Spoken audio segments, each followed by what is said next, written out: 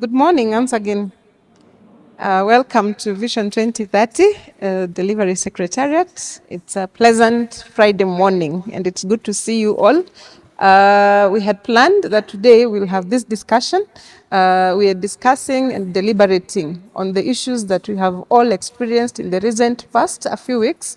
The last 2 months have seen Kenya experience a lot of rain, and we are informed that this is as a result of the climate change issues that really have become something that everybody now can identify with. So with us are different stakeholders, representatives from institutions that have mandates, various mandates, and mandates that are really supposed to even spearhead and make a contribution to addressing climate change issues in terms of how should we be prepared, in terms of what exactly is it that we're experiencing? What is it that we can mitigate? And how do we then react when we have disasters happening?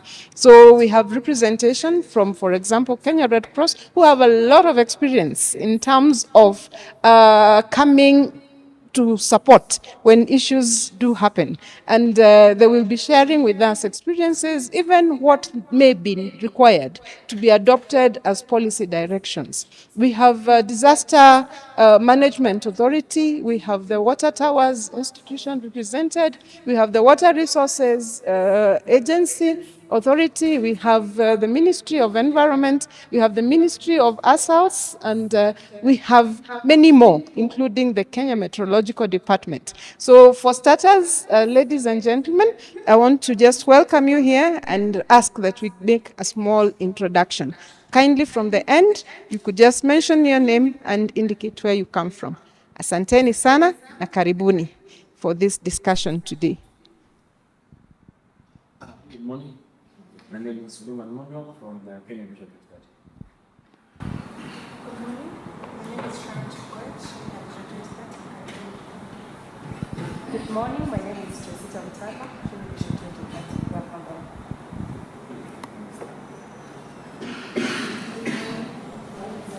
Hello, Kenya Vision 2030. You're welcome. Morning. My name is Austin Nyakonde from VDS. Good morning, everyone. My name is Kevin Kiget from Kenya Water Towers Agency. Good morning, everyone. My name is Dr. Michael Ayabe, and I'm from the Kenya Red Cross Society. Good morning. My name is John Karuma, working in a project called Kenya Developmental Response to Displacement Impacts, Dr. DIP, which is domiciled in the DIP. Thank you. Good morning. I am Amos Nyakeyo. I work with the National Drought Management Authority. It's a semi-autonomous government agency within the Ministry of East Africa, Assaults and Regional Development. Good morning, everyone. My name is Lynette Cheruiyot. I work with National Environment Management Authority. Thank you. Good morning. I'm Resa Kombi, working with the Ministry of Environment, Climate Change and Forestry, State Department for Environment and Climate Change. Morning. Faith is my name, from State Department of Environment and Climate Change. Good morning. My name is Liliana Joga. I work for Kenya Wildlife Service. Good morning. Idi Masood, Vision 2030 Delivery Secretariat. Good morning. Judith Okech, Vision 2030 Delivery Secretariat. Karibuni. Good morning once again. Daniel Mutegi Giti, Deputy Director Nebras, Vision 2030 Delivery Secretariat. Karibuni sana. Good morning. I'm Joe Bradley, working Kenya Vision 2030 Delivery Secretariat. Thank you. Good morning. Michael Wambua from the State Department for Asal and Regional Development. Good morning. Sandra Nyambura, Kenya Vision 2030. Good morning. Mary Musioki, Kenya Vision 2030. My name is Bernard, East African Radio. Good morning. Hilary Kabila, GBS TV Media. Good morning. Davis Karan, GBS TV Africa. Very good. So thank you very much, and most welcome to Vision 2030 once again. To start our discussions, the first row, sorry. Mhm. Good morning. Timothy Waweru, Vision 2030, Economic and Macro Plan. Good morning. My name is Ruben Gesa from Water Resources Authority. Good morning. My name is Miriam Wandia from Kenya Water Towers Agency. Good morning, and I'm Mary Kilabi from Kenya Meteorological Department. All right. Yes. To start us off now with the discussions, thank you very much, Mary. I want to invite the panel discussants for the first panel.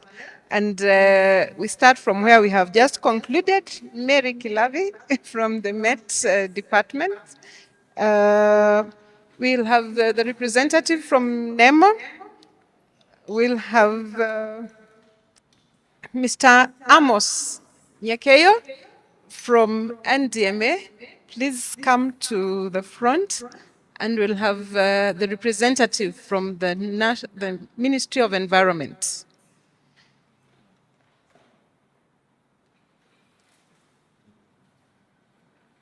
Yes, and I would want to also give an information that our Director General is joining us, so he will be part of us before the session goes.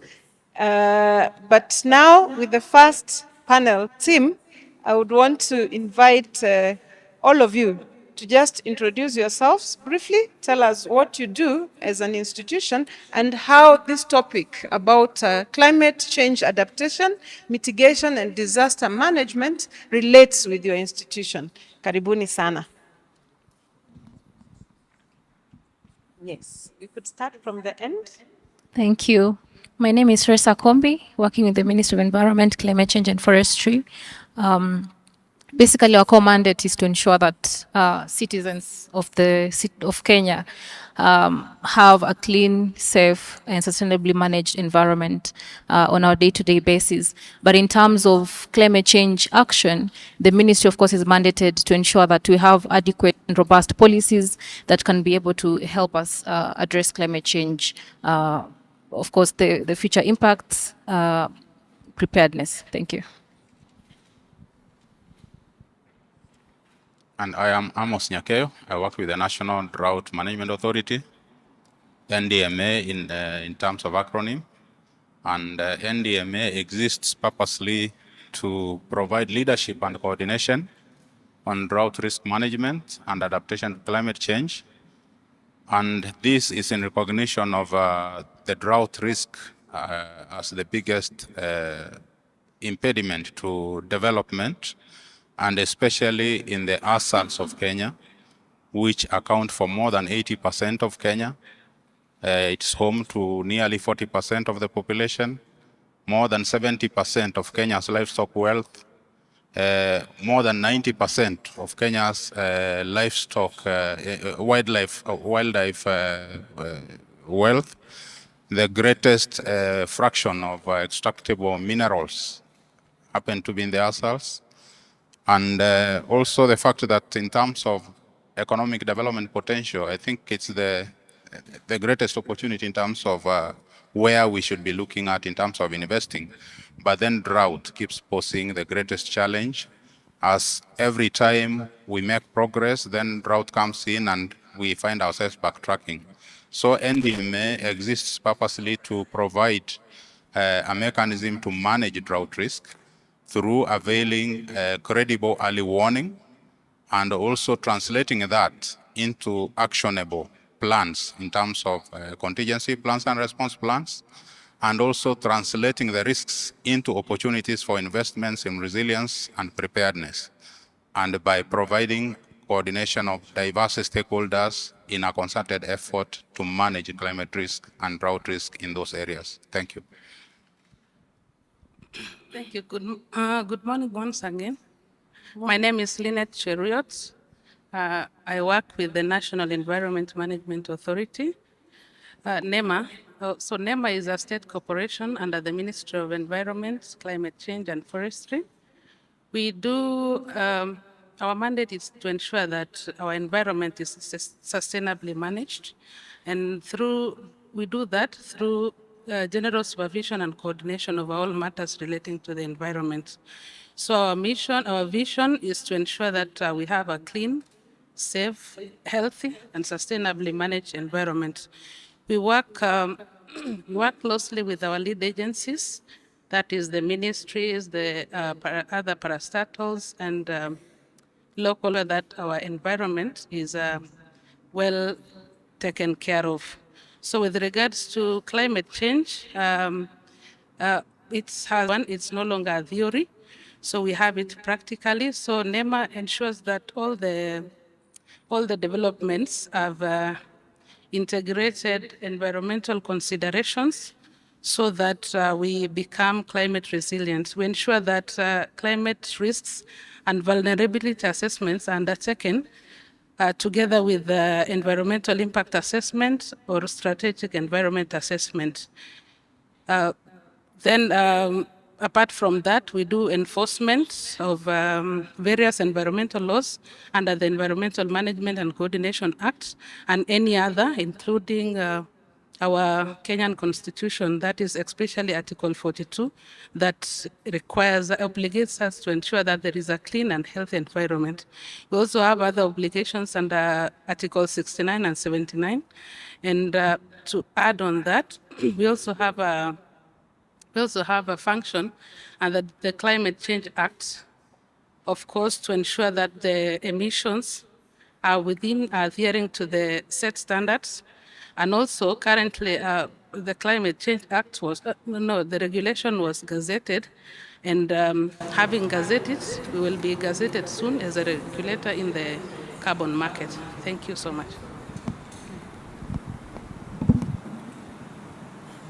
I'm Mary Kilabi from Kenya Meteorological Department. So Kenya Meteorological Department's mandate is to provide a timely early warning on weather and climate information for safety of life, protection of property, and also conservation of the environment. So we do this by providing very critical information that will enable decision making at all levels, that is for communities, governments, and also organizations to be able to take actions to protect livelihoods and also to protect lives. We do this by providing various early warning information. For example, we give the seasonal forecast in anticipation of what is expected in the next season for the 3 major seasons that we have. And we do that and keep updating that with monthly forecasts, weekly forecasts, and also daily forecasts, and occasionally issue advisories like we did during this season for extreme weather when that is expected. And for climate change timescales, we provide climate change projections so as to enable planning, adaptation planning, and we also monitor the climate so that we can get a clear understanding of how the climate is changing. So we do this and also work collaboratively with several disaster management agencies so that we can co-produce the information to make it relevant for all sectors. Very good. Thank you very much, Mary. And thank you very much, all of you, our panelists, for that expose about what your institutions do. And I want to start with where we have just stopped with Mary, so that you could tell us about your mandate is about giving us early warning and helping us to be prepared, about preparedness. In terms of our current experiences, what would you say? Have we been well prepared? And in future, how do you think improving on preparedness can help us in planning for mitigation of the climate impacts? What is your experience? Well, at least going by what's been happening the last 2 seasons, I think the critical information went out early enough, but we still experienced a lot of impacts which if maybe more proactive action had been taken, we probably would have minimized the kind of impacts that were experienced. So I think there's still room for improvement.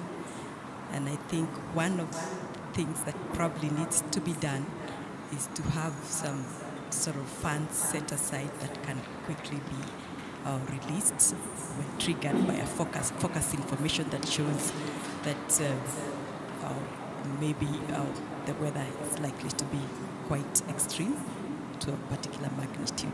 So if we could do that instead of waiting until when the impacts are already felt, so that we start acting, we would save a lot of maybe lives and also livelihoods. Very good.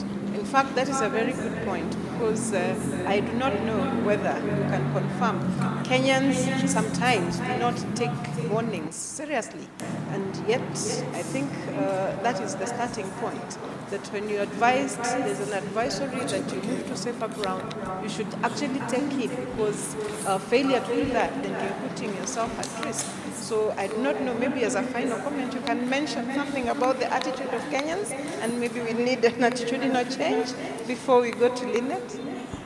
I think you're right. Although it seems like sometimes that comes with experience. We've had, nations where people have suffered extremes. They've learned to actually take action way in advance once warnings are given. So I think we need to start to change that culture, and I hope not to learn the hard way. We'd better take that up early enough so that we don't experience as much suffering as we did last time. Yeah. Thank you very much. And I want to now move to Lynette and Ressa. I want you to comment on the same issue and just, in fact, tell us, we have seen a lot of awakening in terms of mitigating climate change impacts. We now have the presidential directive of planting 15 billion trees in 10 years.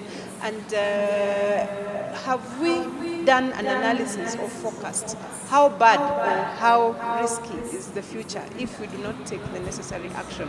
Have you done an analysis of such sort, and how then can we be prepared in terms of our mitigation?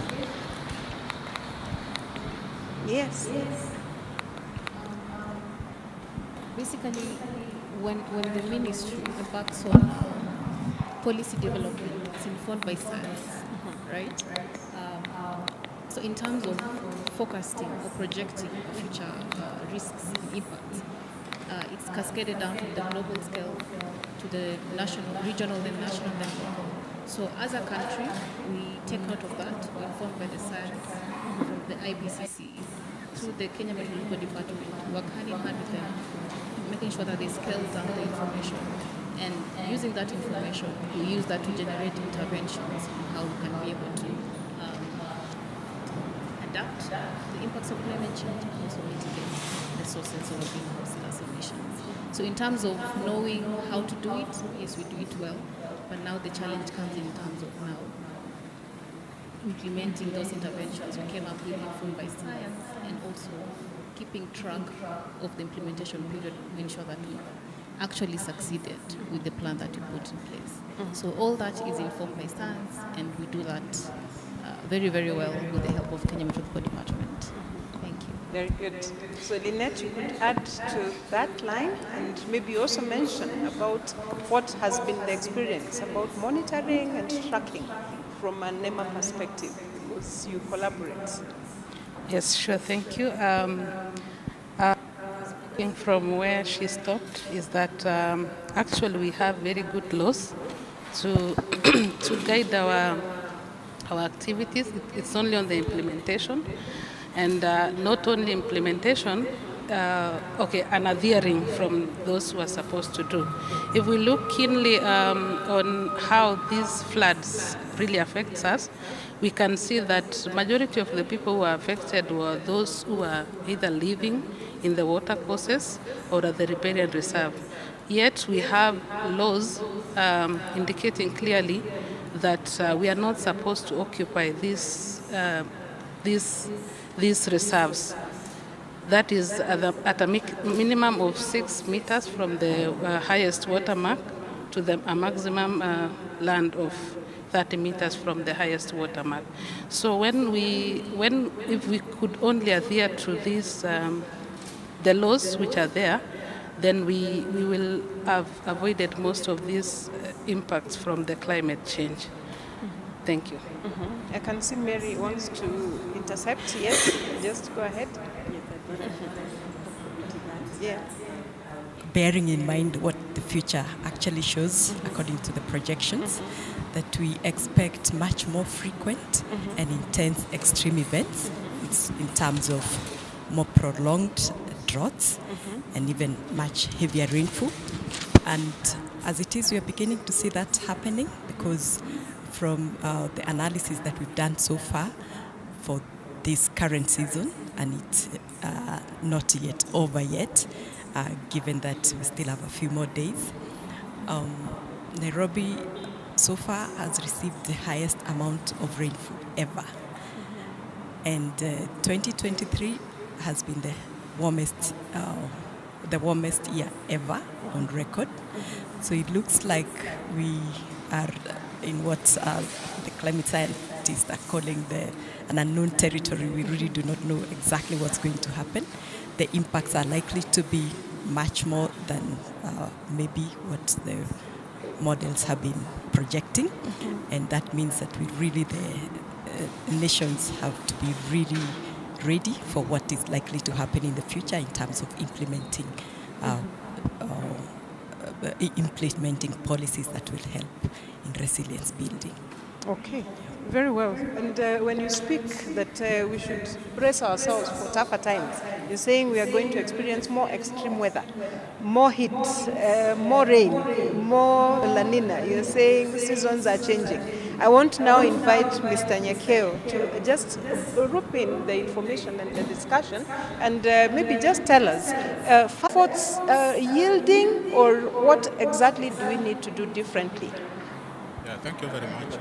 Indeed, we can say we are on the right track, and there is evidence to that effect. The forecasts from Kenya Met are very accurate. Long gone are the days of Manyunyu hapa na pale. Nowadays it's like they look out the window and they see the rain and they tell us. It is so accurate. And from where we sit at National Drought Management Authority, we pay close attention to the forecasts that come from KMD, and especially the seasonal forecast for the long rains, March, April, May, and the short rains, October, November, December. We use those to build drought scenarios around which then we are able to issue drought advisories.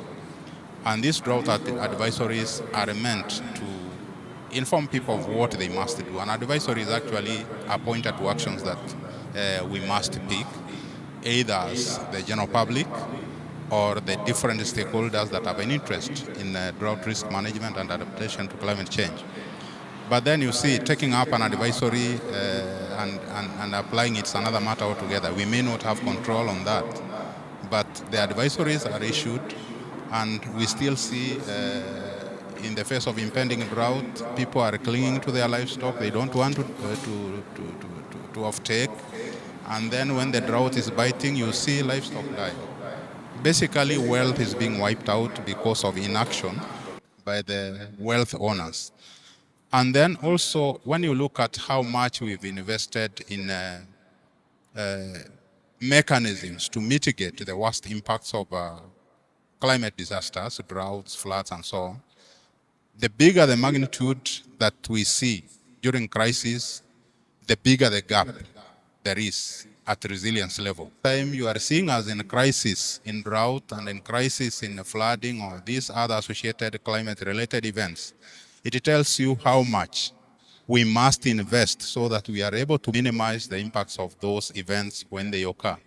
And for a fact, we've moved some distance in that direction, but the gap that we still to address is still so big. And that is where we need to focus a lot. And it is not the responsibility of, say, like NDMA to do investments in that.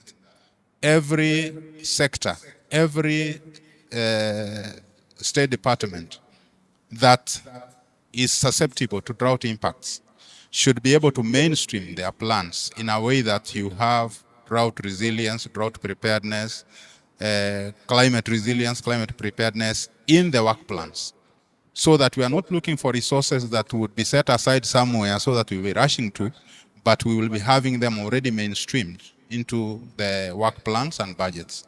That way, then we have a better opportunity to invest in those projects that are likely to bear greatest fruit. Some calculations say that you lose close to $10 every time you fail to invest a dollar in resilience building. So then, if we have $9 that are going to waste, why don't we first of all commit this to resilience building so that we have a smaller burden when it comes to the crisis?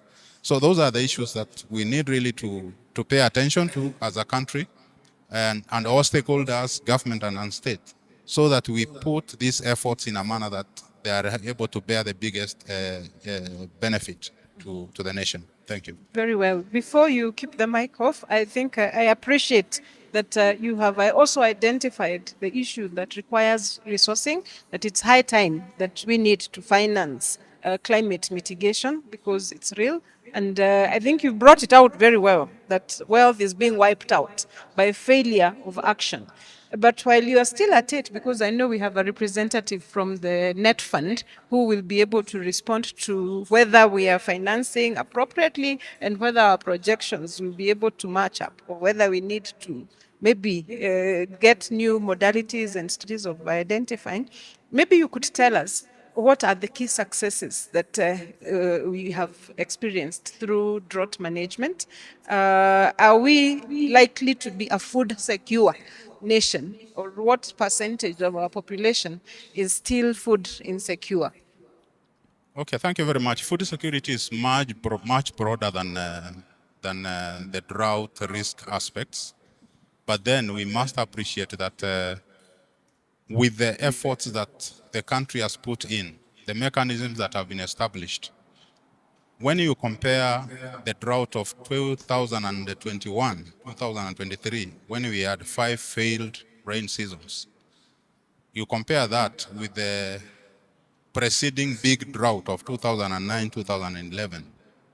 At the same stage of drought, in this recent one, we had half the people that were food insecure when you compare the numbers that we had seen in 2009, 2011 at the same stage, meaning that whatever mechanisms had been put in place had guaranteed food security for a higher number. Bear in mind that we are speaking against a context of an increased population, because a 10-year span, you expect an increased population. So if we were to sustain the level of operation of 2009, 2011, then we would be having nearly double the people that would be food insecure. But in contrast, at the same stage of the drought, we were having a lower number of people that were food insecure. Then look at the livestock losses that we encountered. I think for those that were around in 2009, 2011, you must have seen livestock being transported to a river and they were dying outside KMC.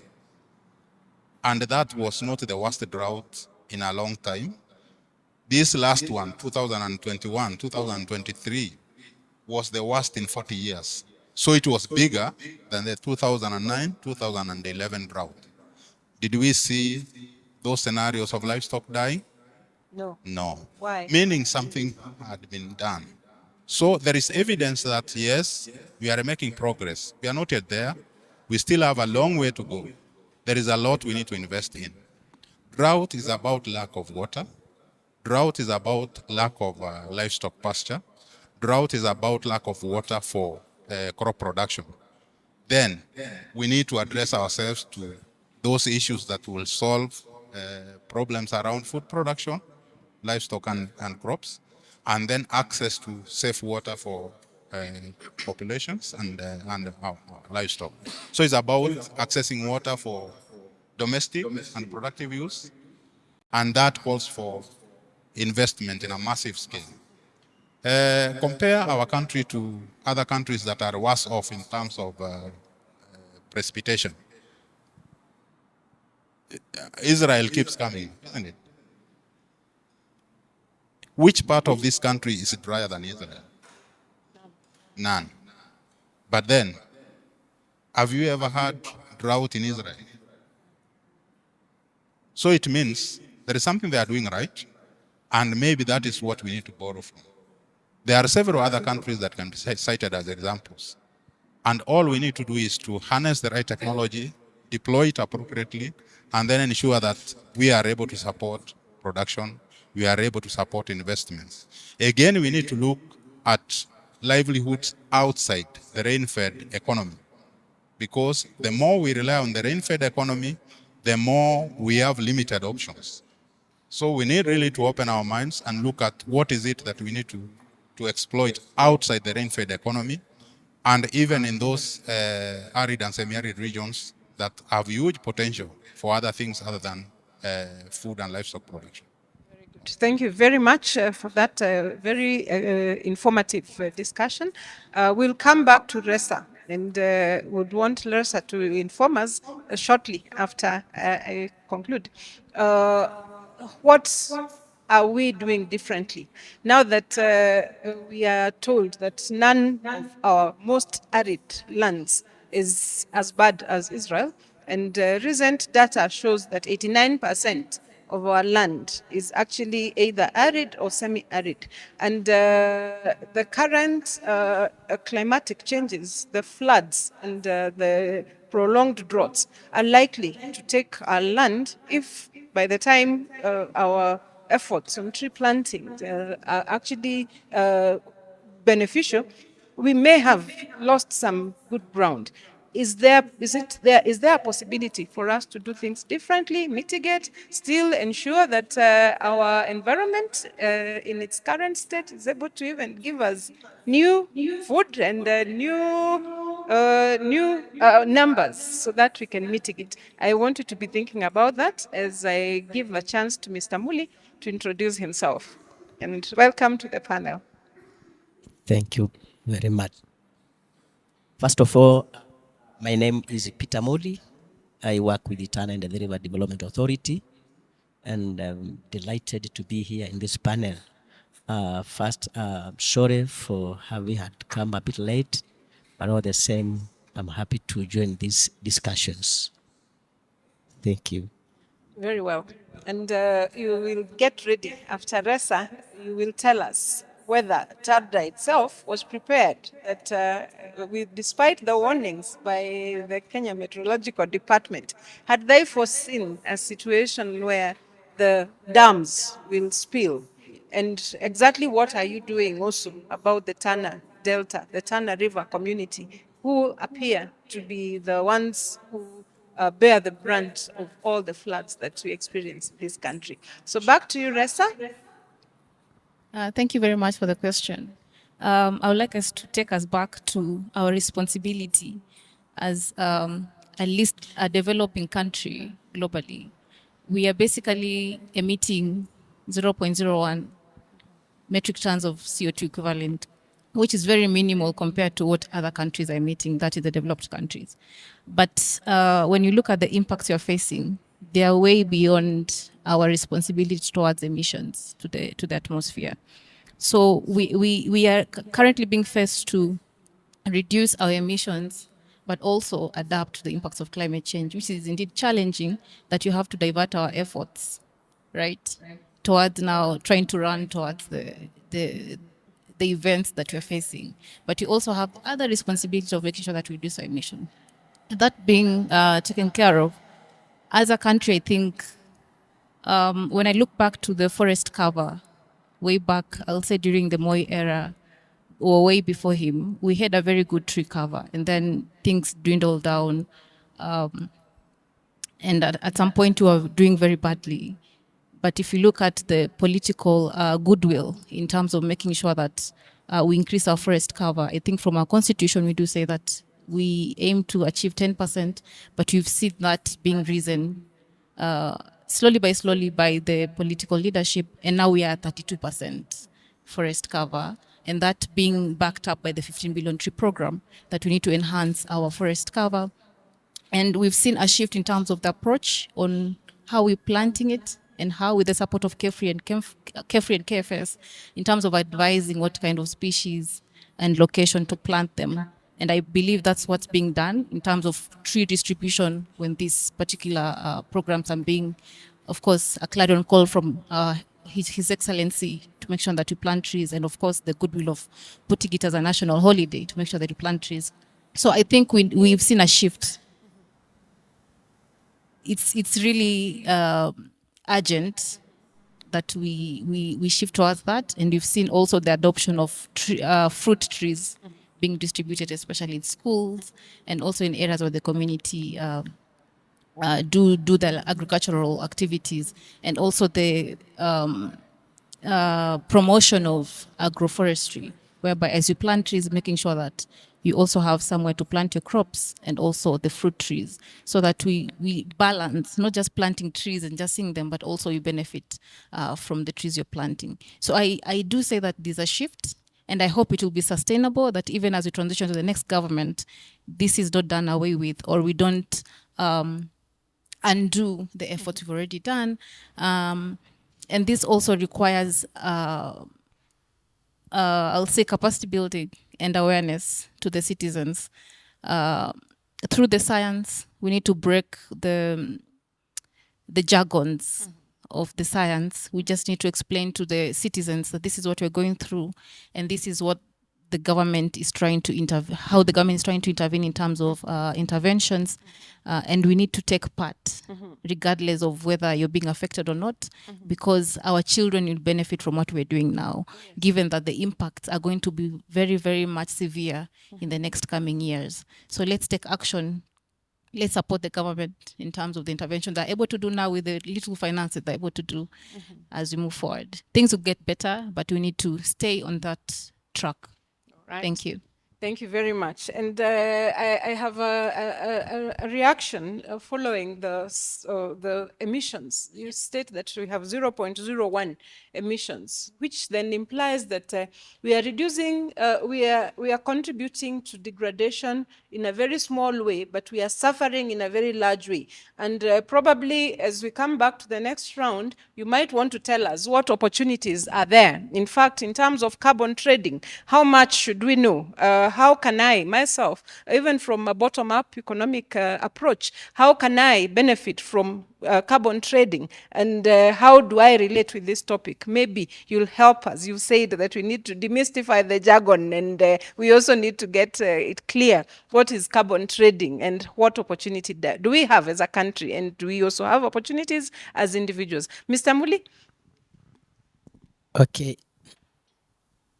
We are Tarda.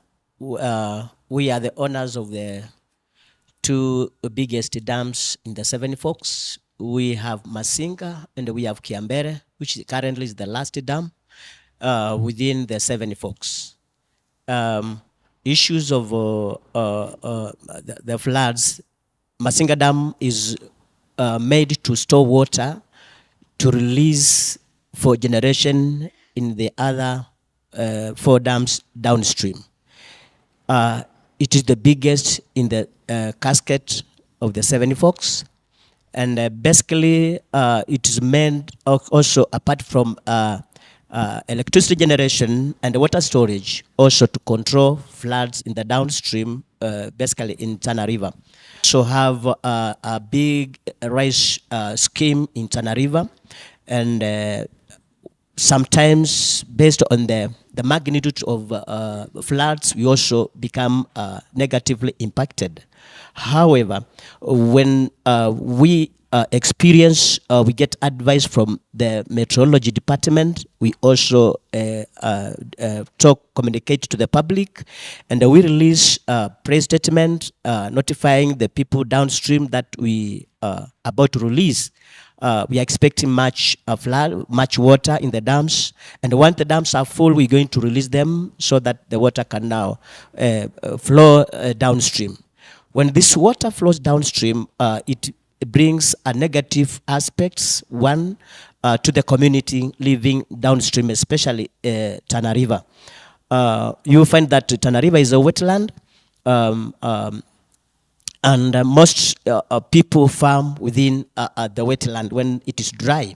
But this time when the water comes and it destroys their livestock, I mean their food crops, and by so doing, you find at the end of the floods, people experience famine, diseases that comes with the floodings. You find that when it comes to fields, the toilets and that eco matter floats within the water, and the same water is the same that community downstream consume for domestic use.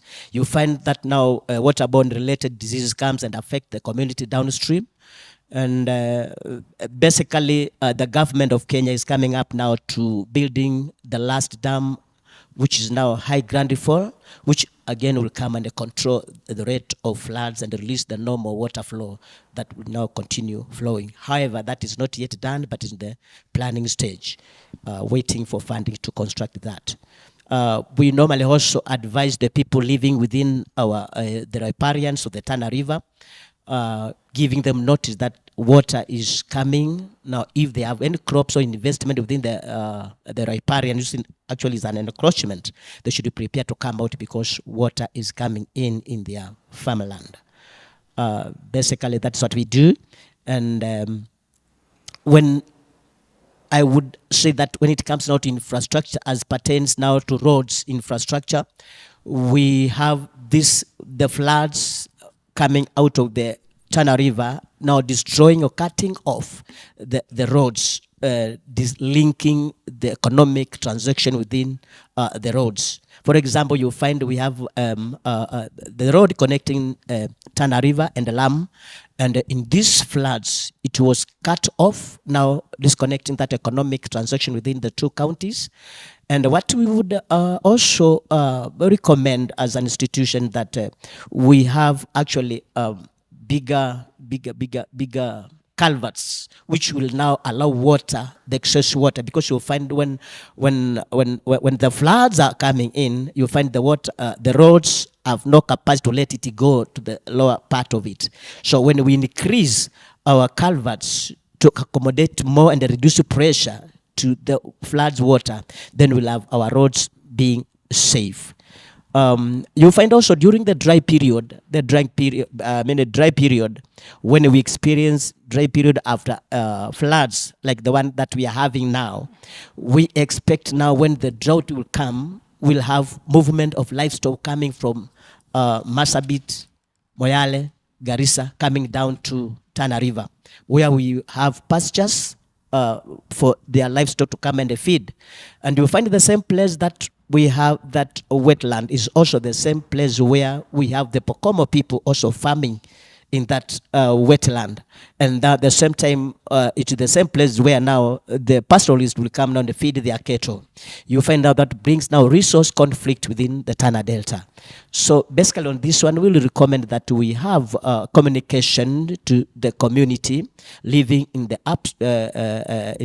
North Horn and the Tana Delta, even if we communicate them the local dialect to prepare that the drought is coming, can we reduce our number of livestock instead of losing them during the dry period? Can we also make maximum use of our wetland in the Tana Delta so that we can now reduce the rate of resource conflict? Again, the government should come out with the mechanism of preparing the North Horn with the structure that will harvest water during the dry period. As in, you find during the dry period, the rate of evaporation is quite very high. And we come and construct open water pan and check dams in the Northern Horn. But when it comes now to dry period, the water again goes to the atmosphere through evaporations. If we could come with now mechanism of constructing structures which are closed in the Northern Horn so that we can reduce the rate of evaporation. And also we start now this nature-based solutions whereby we come up with now wood lots. We establish nurseries in the wood lots. In a way, we'll now be addressing the problem of cattle rustlers movement and also domesticate economic activities within that particular area.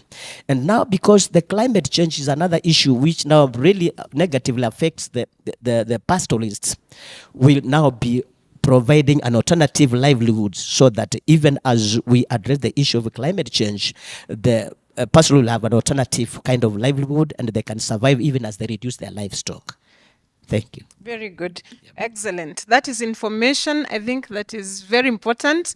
Probably we should enhance sharing of information because it sounds phenomenal. It sounds that it's actually going to change. Next on the panel, that is a water resource that we may want to change how we define floods. We change it from being a flood disaster to a water resource, which we definitely very much need. At this point, I want to inform our viewers who are following us on our social media platforms that we are still live and you can participate, you can ask questions, you can comment on the topics because climate change and we are one. We suffer the same and so we need to provide solutions for all of us together. I want us to give a big clap to these panelists. I know you still have much more to tell us, but we appreciate, we'll create more time. Thank you very much. As we usher in the next panel, water resources, Ruben, you should be standing up. Betty, Vicky from Water Towers, karibu sana kwa podium. I would want to invite Dr.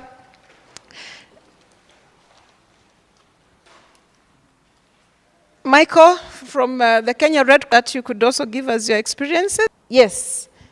Lillian from KWS, and I thought Wambua from the Ministry of East African and ASALs. Asante sana, karibuni.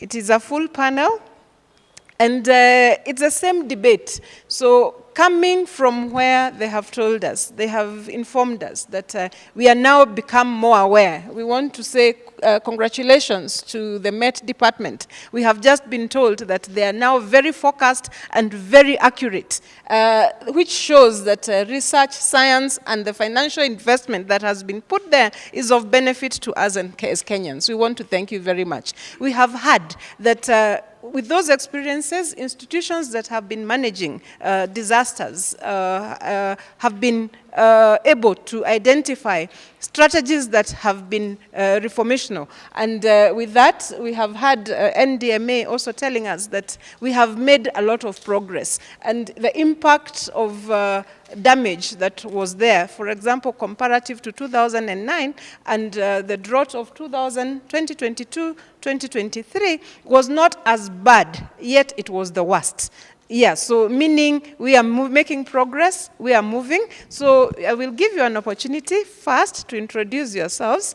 And second, first introduce yourselves. Then in the next round, you will come and tell us what your institution is doing.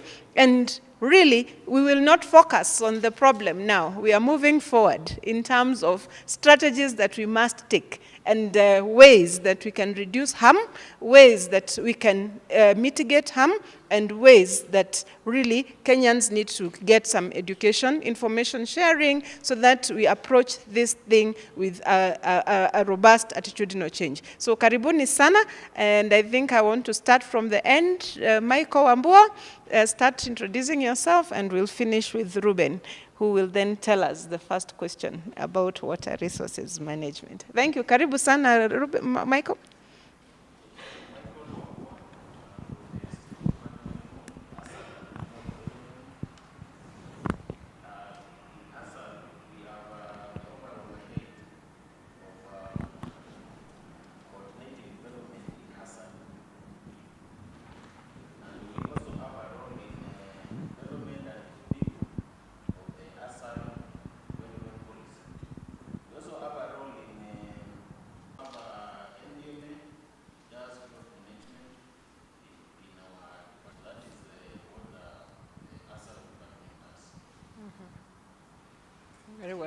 Thank you. I think you can be clapping for them because even in the introduction, there is information that they're giving us that you did not know. For example, did you know that we have within government humanitarian aid, or you only think that it is Red Cross that gives humanitarian aid in Kenya? So let's be very grateful and as we continue sharing. Lillian?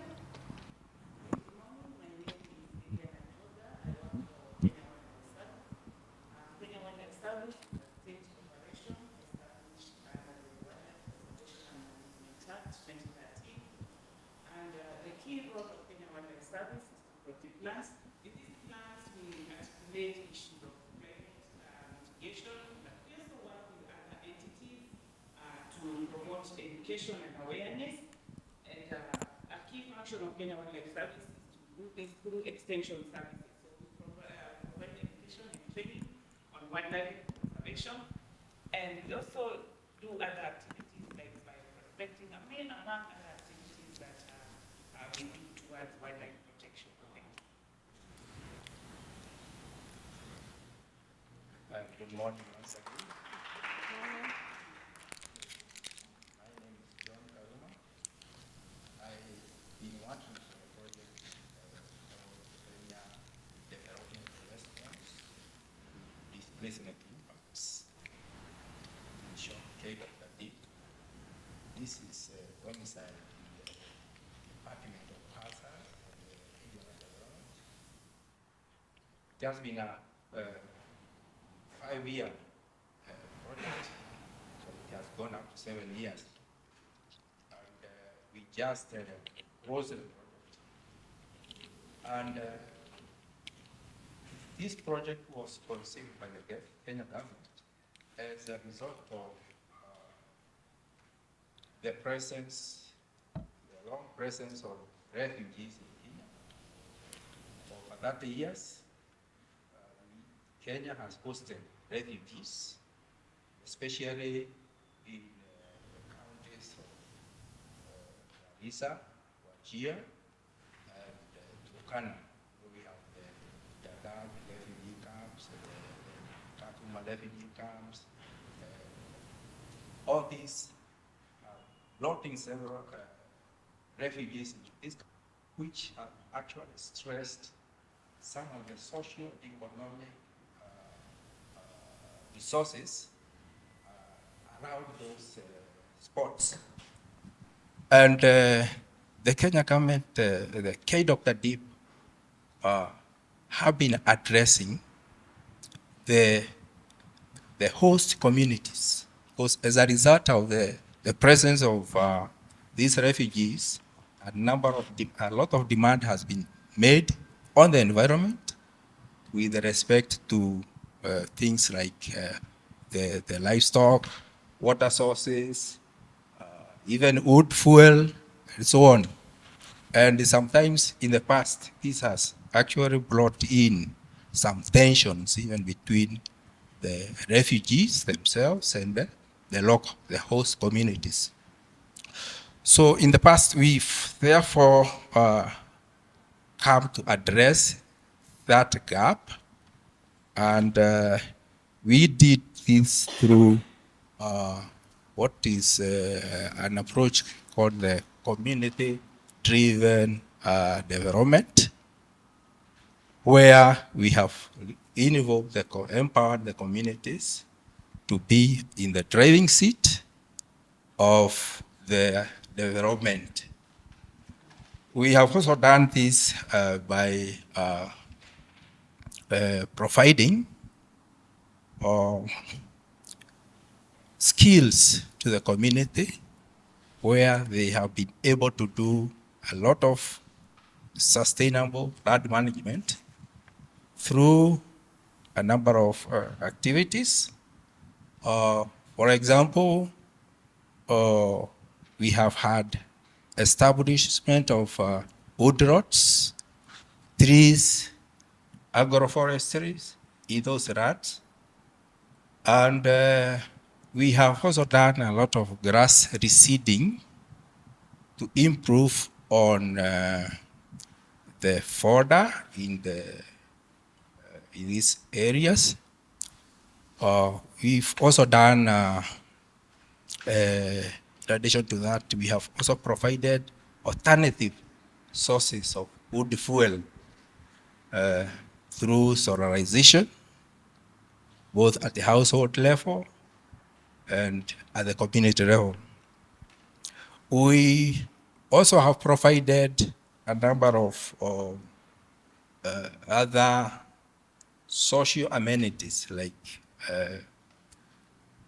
schools, either rehabilitation or expanding hospitals, the drilling of boreholes, establishment of water pans, mainly desilting. After some time, after the floods, these water pans have been silted. So we've supported communities to do the desilting of this, among several other approaches.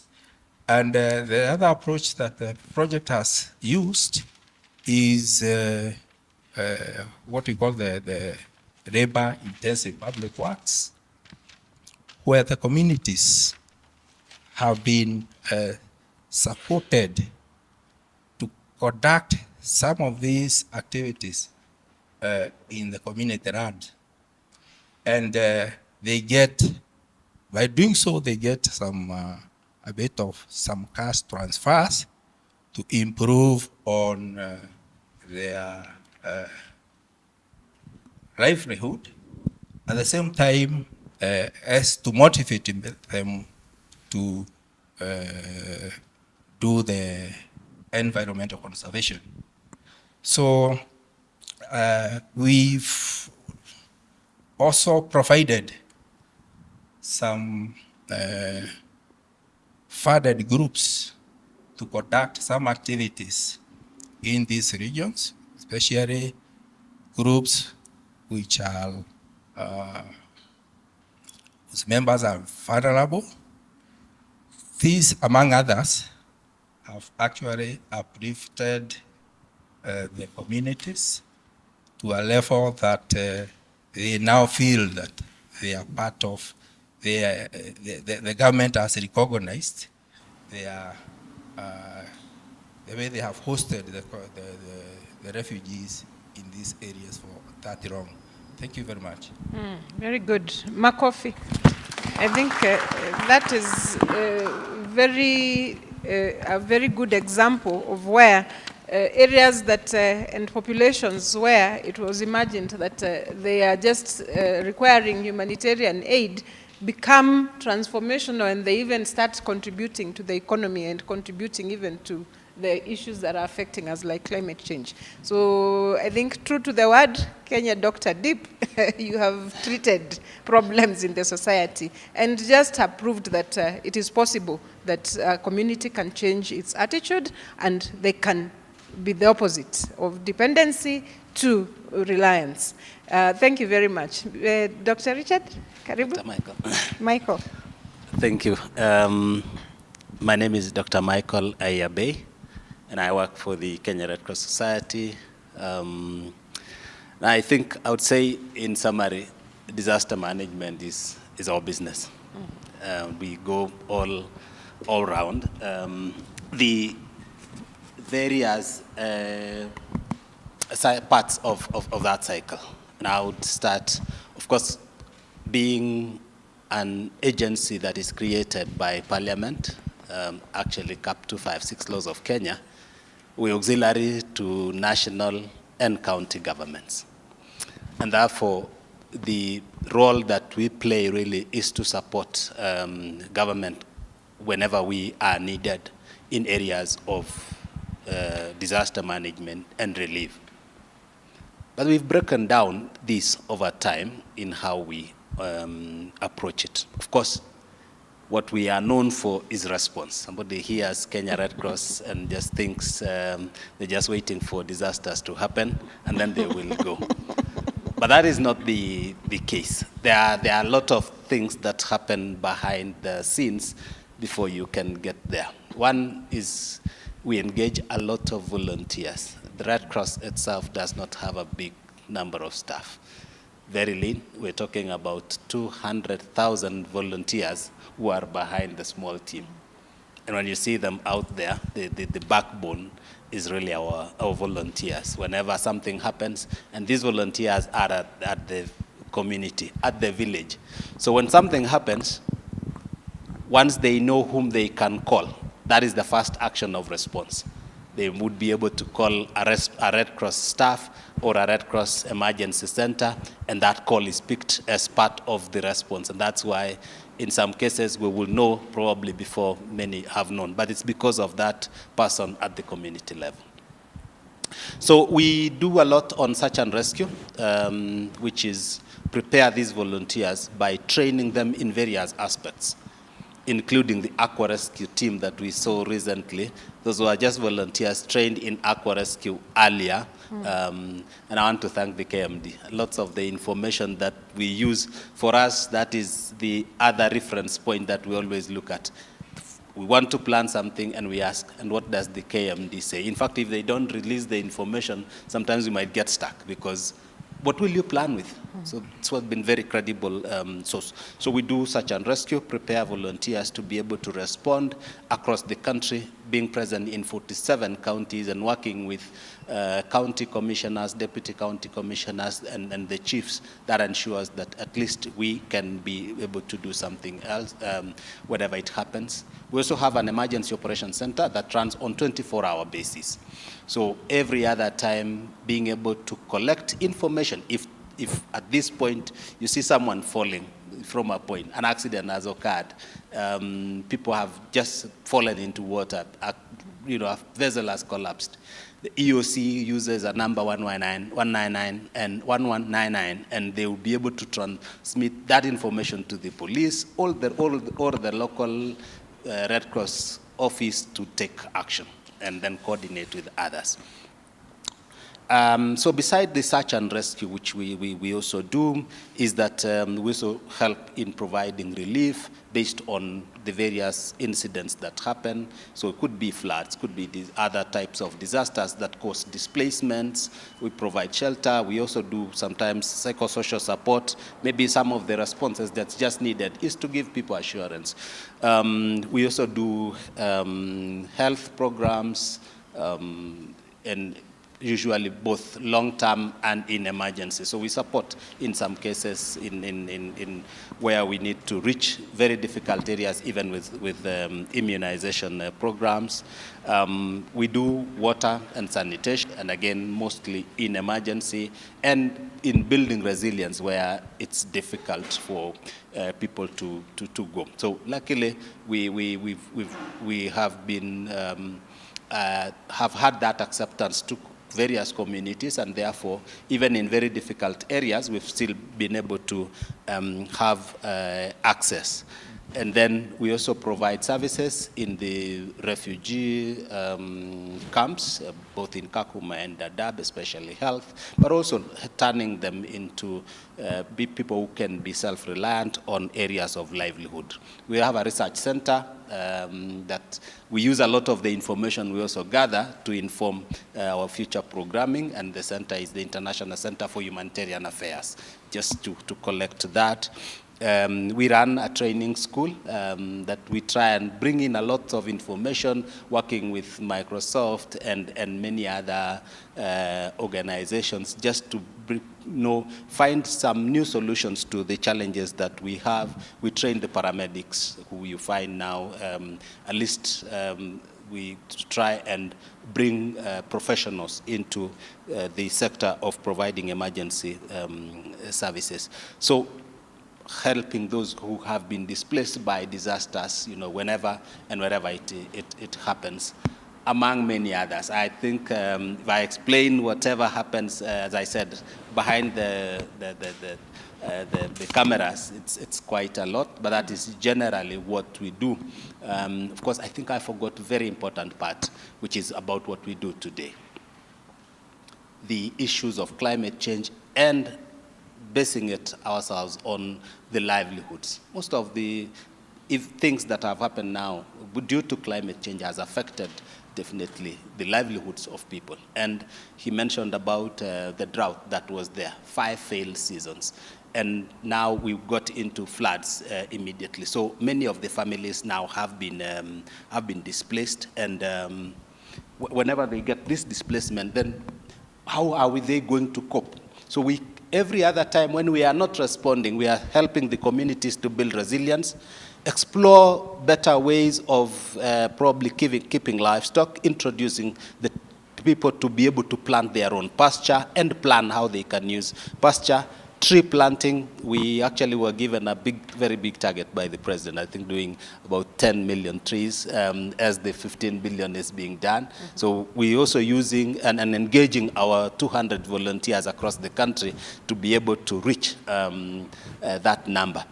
And we're doing what we call the anticipatory action and mapping areas that the communities know these were the maximum areas that floods would reach, and therefore once the thresholds have been reached, then we are able to work together with the leadership in an area to evacuate these populations.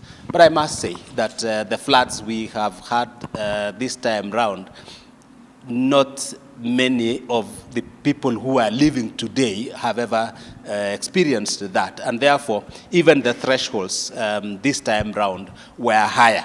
And that's why the population more affected, the numbers are higher. But I think the knowledge has also gone out there. So in helping some of these people to be able to do that, we work with other partners and send messages, which I will mention later on how we are able to collaborate with other sectors that are not government, but can play do play a very critical role in managing disasters in the country. Thank you. Very well. I think I can ask a question for others. You mean Kenya Red Cross is a government institution? Or where does Kenya Red Cross get much of its budget? Interestingly, we are in between. Formulated by an act of parliament as auxiliary to government. So we are not NGO because of the principles of the Red Cross. One of the principles of Red Cross is independence. So that's seen, and I would say we move in. We don't seek authorization. It is we move in and provide assistance because then that is what the mandate provides. Yes, we get support from government. The funding that we get is from other donors, including the Federation or the Association of the Red Cross, which is International Federation of Red Cross and Red Crescent Societies, the partner national societies, so national societies in other countries, and then, of course, regional bodies, including organizations like ECHO, the American BHA, USAID, so quite a number of other people, including individuals within this country who make daily contributions to the work that we do. So really, lots of credit go to also donors who reach us in small and big ways. Very good. Thank you. I think clap, because that is information we didn't have. Yes, Betty. Thank you very much. Good morning once again. Good morning. My name is Vicky Betty Chukorir, and I work for the Kenya Water Towers Agency. I'm also a scholar in the space of climate change other than being a state corporation under the Ministry of Environment, Climate Change and Forestry, specifically in the State Department of Climate Change and Environment. I was very happy to see Ressa come before me, because that's our mother, the Ministry of Environment. The next natural question everybody asks is what water towers are, because that is the mandate of Kenya QTA. The government has given us the responsibility to coordinate the management of water towers. In very simplistic language, water towers are special ecosystems and forests that are sources of water. So if you think about the Mau Forest Complex, the Aberdares, Mount Kenya, Mount Elgon, I hope I'm closer home. those forests and elevated landscapes that are sources of water. And the wisdom of government is that these are unique ecosystems that provide us water, well aware that Kenya is a water scarce country. That's what the water experts will tell you. So that's basically both Kenya Water Towers Agency. It was created in 2012, and at the moment has 18 gazetted water towers, other than 5 that I talked about. So how do we run this mandate as KWTA? So we have a rather three-pronged approach, where the first one is to take care of the ecosystems. And one of the things that we do is to rehabilitate those forest ecosystems where we are. We do direct planting, and we have big targets under the 15 billion tree planting campaign, of course. But also, we try and use natural regeneration where it's possible. So that's how you find us involved in fencing some of the really degraded water towers, like we have done in Masai Mara. We've set up an electric fence. The aim is to ensure that there's natural regeneration that's happening and also to minimize encroachment. But other than that, we also sometimes are engaged in the unpopular engagement of reclaiming some of the water towers, like we have done successfully in the Masai Mara and the Mau Forest Complex. So that's what we do in the rehabilitation and restoration front. We are also engaged in protection, by the way. We support a joint enforcement unit, which has servicemen from multi-agency teams, Kenya Forest Service, Kenya Police, name it. So they help to sort of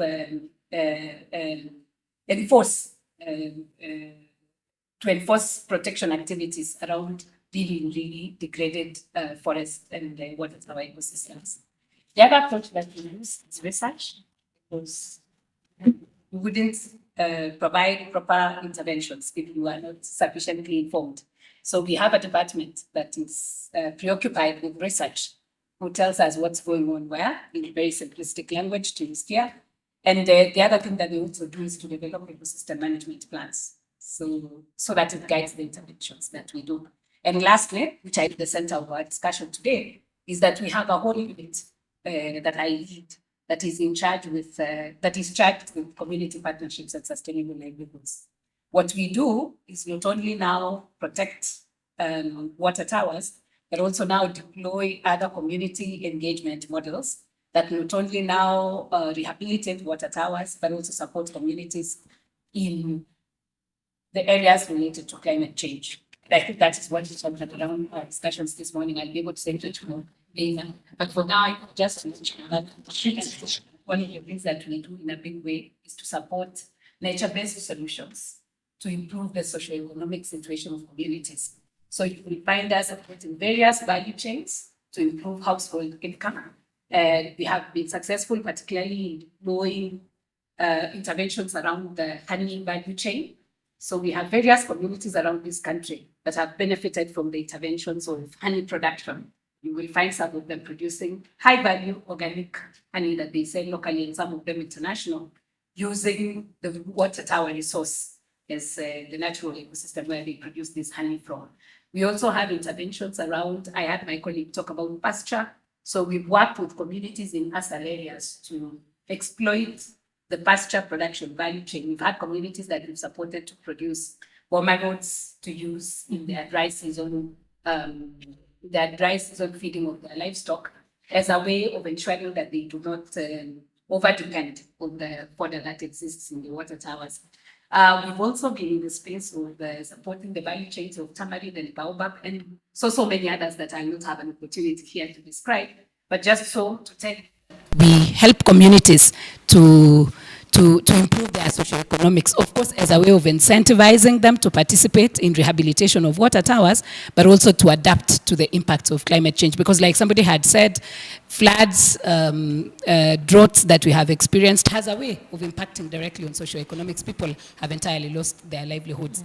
The other thing that we also do in the unit is centered around renewable energy. So we support communities with clean technologies like biogas, like the use of solar, of course, as a way of ensuring that they don't over-rely on wood fuel, because their over-reliance on wood fuel means that they will visit the water tower, of course, to harvest wood. So we try and do that as well.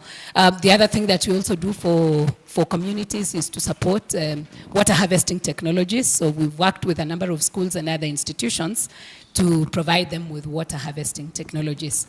And last but not least is our engagement on environmental education. Our approach is not just specific to climate change, but environmental education as a whole, where we have a program where we engage schools to help learners to practicalize the different aspects of environment. So we support them to set up tree nurseries, to grow trees, and we now have a structured way of delivering this environmental education because we've put together a guide. It was initially conceptualized as a curriculum, but it's a guide that we use to inculcate environmental consciousness among learners. And of course, one of the big things within it in the modern day reality is climate change, where we endeavor to break the very complex subject of climate change to young learners, show them what it is that they can do and involve them practically on environmental conservation. Yeah, so that's basically what we do, I think, in the environmental education front, but I'll be able to, I think, expound more moving forward. Thanks very much. Very good. Clap. And I think in the next session, Betty will tell you that you can actually take part and participate as a Kenyan because they have a lot of water towers that they have listed and mapped out, and they have also provided opportunities for partnership. Yes, and I do not want to preempt so that she can explain. And I think also the issue of carbon trading again, which Environment and NEMA are going to still tell us about, I think there's still an opportunity of carbon trading through the water towers and wetland resources. So thank you very much, Ruben.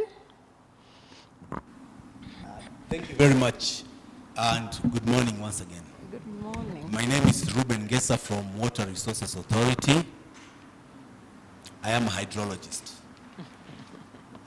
Water Resources Authority is a state agency under the Ministry of Water, Sanitation and Irrigation, whose mandate is to regulate the management and use of water resources in the country.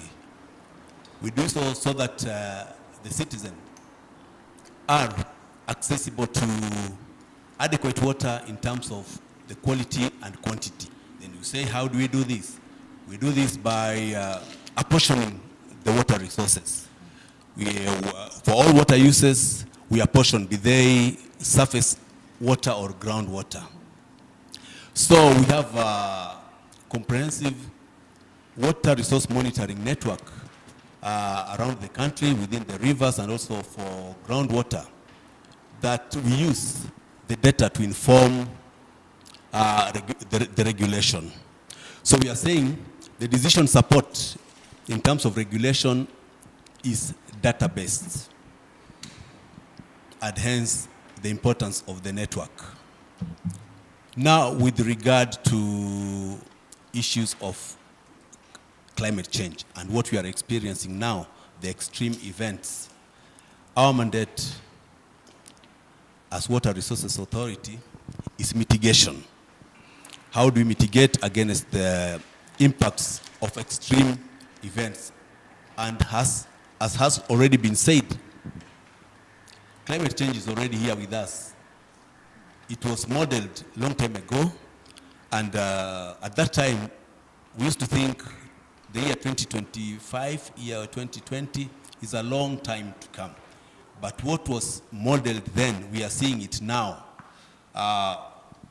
For example, we have the traditional areas that used to experience a lot of floods, mostly in the Lake Victoria basin, but now we can shift it to other parts of the country. It's like the whole country is flood prone area. So we have to do something about it. So Water Resources Authority, with regard to mitigation, we normally work close with the KMD, and we have all acknowledged that the focus are now spot on. We rely on the data, and also with the data from the water resources, the rivers, the status of the rivers, to issue advisories to the vulnerable communities. And the advisories, as was said, is to tell the communities what to do in the event of floods. So that has been done in the flood-prone areas in Kenya, and now the other new flood-prone areas throughout this season, and the advisories has been used. But then maybe one thing I need to say is that we are saying the flooding that we are experiencing now is as a result of the climate change. Very true. But also the activities. Human activities have also accelerated the impact.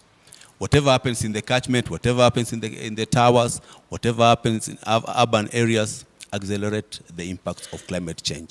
So as an authority, we have to be on top of things. Issues to do with flash floods. You don't monitor such. But then we rely on forecasts and then the current situation, because a flood will occur based on the status of the ground. If it is saturated, we expect all the rain to move as runoff, and that would accelerate the flooding. So that's what we do, but then I would be able to explain more in detail as we go on. Okay, thank you very much, Ruben. Your colleague tells me that you own all the water. So I do not know whether you also have that position and whether even the flood water is still owned by the Water Resources Authority. You will tell us, because it is a resource. I want us to have a second round where now we propose interventions. Is it, what interventions do you see that your institutions are able to make, or interventions even from the other actors who are present here and who are part of the panel? What are the interventions that we can all propose and make as a recommendation in terms of addressing? Because as it is, each of us is doing a different approach, but geared towards one goal of either mitigating damage, creating resilience, and helping us to live better quality lives that are safe in a clean and secure environment. So in terms of interventions, please tell us in your context and in the context of the discussions, what is it that you think are interventions that we can collaboratively adopt so that we can then advise? And I'm thinking that even interventions, like for Lillian, you tell us interventions, you said you have safeguards to protect wild animals. Do you also have safeguards to protect us from, I have seen in the recent 2 days, there has been a lion that has been ploughing in the estates. So what interventions, strategies do we foresee? And on the same note, I would want us to also comment on the issue of funding. I know NDMA, you have an experience in terms of funding and issues on coordination. How do we approach these issues going forward? All of us have accepted that we must take action, and the good thing is, and it's a lot of hope, we have the capacity to help ourselves get rid of the extreme impact of climate change. So you are free. You can start with whoever wants to go first. Lillian is already. Okay, let me. It's okay. Okay, let me start first before I forget your question. So recently you saw a lion roaming around right there. So those are some of the effects of climate change. And as Kenya Wildlife Service, we have strategies in place to address such issues. Just to start, before I forget, there is this toll-free number that you can call 24/7. It's 0800 59 7000. So you can report any human wildlife you lost. 08 247. No. 08. The number is 0800 59 7000. So 3 it doesn't, zeros. yeah, it doesn't Okay. have So this number, it's a toll-free line. You can call it 24 hours. So through this number, you can report any human-wildlife conflict incident. And human-wildlife conflict is as a result of climate change. Climate change has really made it worse. And through education and awareness that Kenya Wildlife does, we are able to address issues of human-wildlife conflict. As you know, when there's flooding, for example, the recent floods that we had, it actually displaces wildlife. That's why you find that when these protected areas are flooded, the animals want to go out and look for pasture. And also, when during floods, we also have now the opposite. These animals again die in big numbers because now there is no water, and also there is no forage material. So both extremes actually impact on wildlife. And Kenya Wildlife Service has 8 conservation areas. So each of these conservation areas is managed by a senior assistant director. So when we have like this time that we had floods, each of them was tasked to develop a disaster preparedness plan. So in this disaster preparedness plan, you actually map the areas where, through the scientists that we have, you map the areas that are prone to these disasters. You map this, you identify the strategies that you're going to use to control these disasters in case they happen.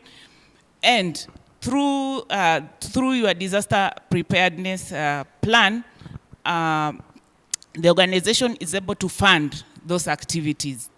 Like if you identify that if this happens, then we'll be able to move the staff maybe on high areas, high altitude areas. Then you give a budget. Your disaster preparedness plan is accompanied by a budget that the government, that the organization funds. But we've had incidences where, again, we have wildfires. Wildfires are also made worse by issues of climate change. When you have wildfires, sometimes it actually goes out of our capability to manage. And in those areas, we really collaborate with other institutions. We collaborate with KFS. That's where we collaborate with Kenya Army. So we mobilize all these resources so that we are able to address that particular incident of wildfires. Within KWS ourselves, we also have resources. We have aircraft, we have human resources. So these resources we also share. We also give them out when there's a disaster of a big magnitude. The other intervention that we also use is compensation. So in cases where there's human-wildlife conflict, we try to compensate the community. In cases where the human-wildlife conflict leads to death, then we compensate to a maximum amount of 5 million. In cases where there's injury, human injury that occasions permanent disability, we compensate up to 3 million. And in cases where it's just injury, but does not occasion permanent injury, we compensate up to 2 million. And in cases of crop damage, property damage, and predation, we compensate depending on the assessment that has been done. And we only compensate for the wildlife species that are provided for under Annex 4. So if you go to the Wildlife Conservation and Management Act 2013, you go to the Annex 4 or Schedule 4, you will find a list of the animals for which we can be able to compensate. Then the other thing that we really promote as Kenya Wildlife Service is education, because you know we cannot garner the support of community to participate in conservation activities if this community are not aware about the conservation issues. So we really reach out to this community. We do education and awareness through, we have like essay writing competition there's a year that we had a topic on climate mitigation and adaptation. I don't know, it's 1 or 2 years ago. And we were able to actually leverage on that. And if you would have seen the essays that these students write, then those are really good ideas that some of them, even at that point in time, actually informed our policies in terms of climate mitigation. We also reach out to schools through education programs. We have a conservation education curriculum that was developed and we adopted by Kenya Wildlife Service. So we use it to roll out education programs. We also work with the Ministry of Education to mainstream education program into schools. So if you see like a science textbook as something on wildlife, teaching children this is a lion, these are carnivores, these are herbivores.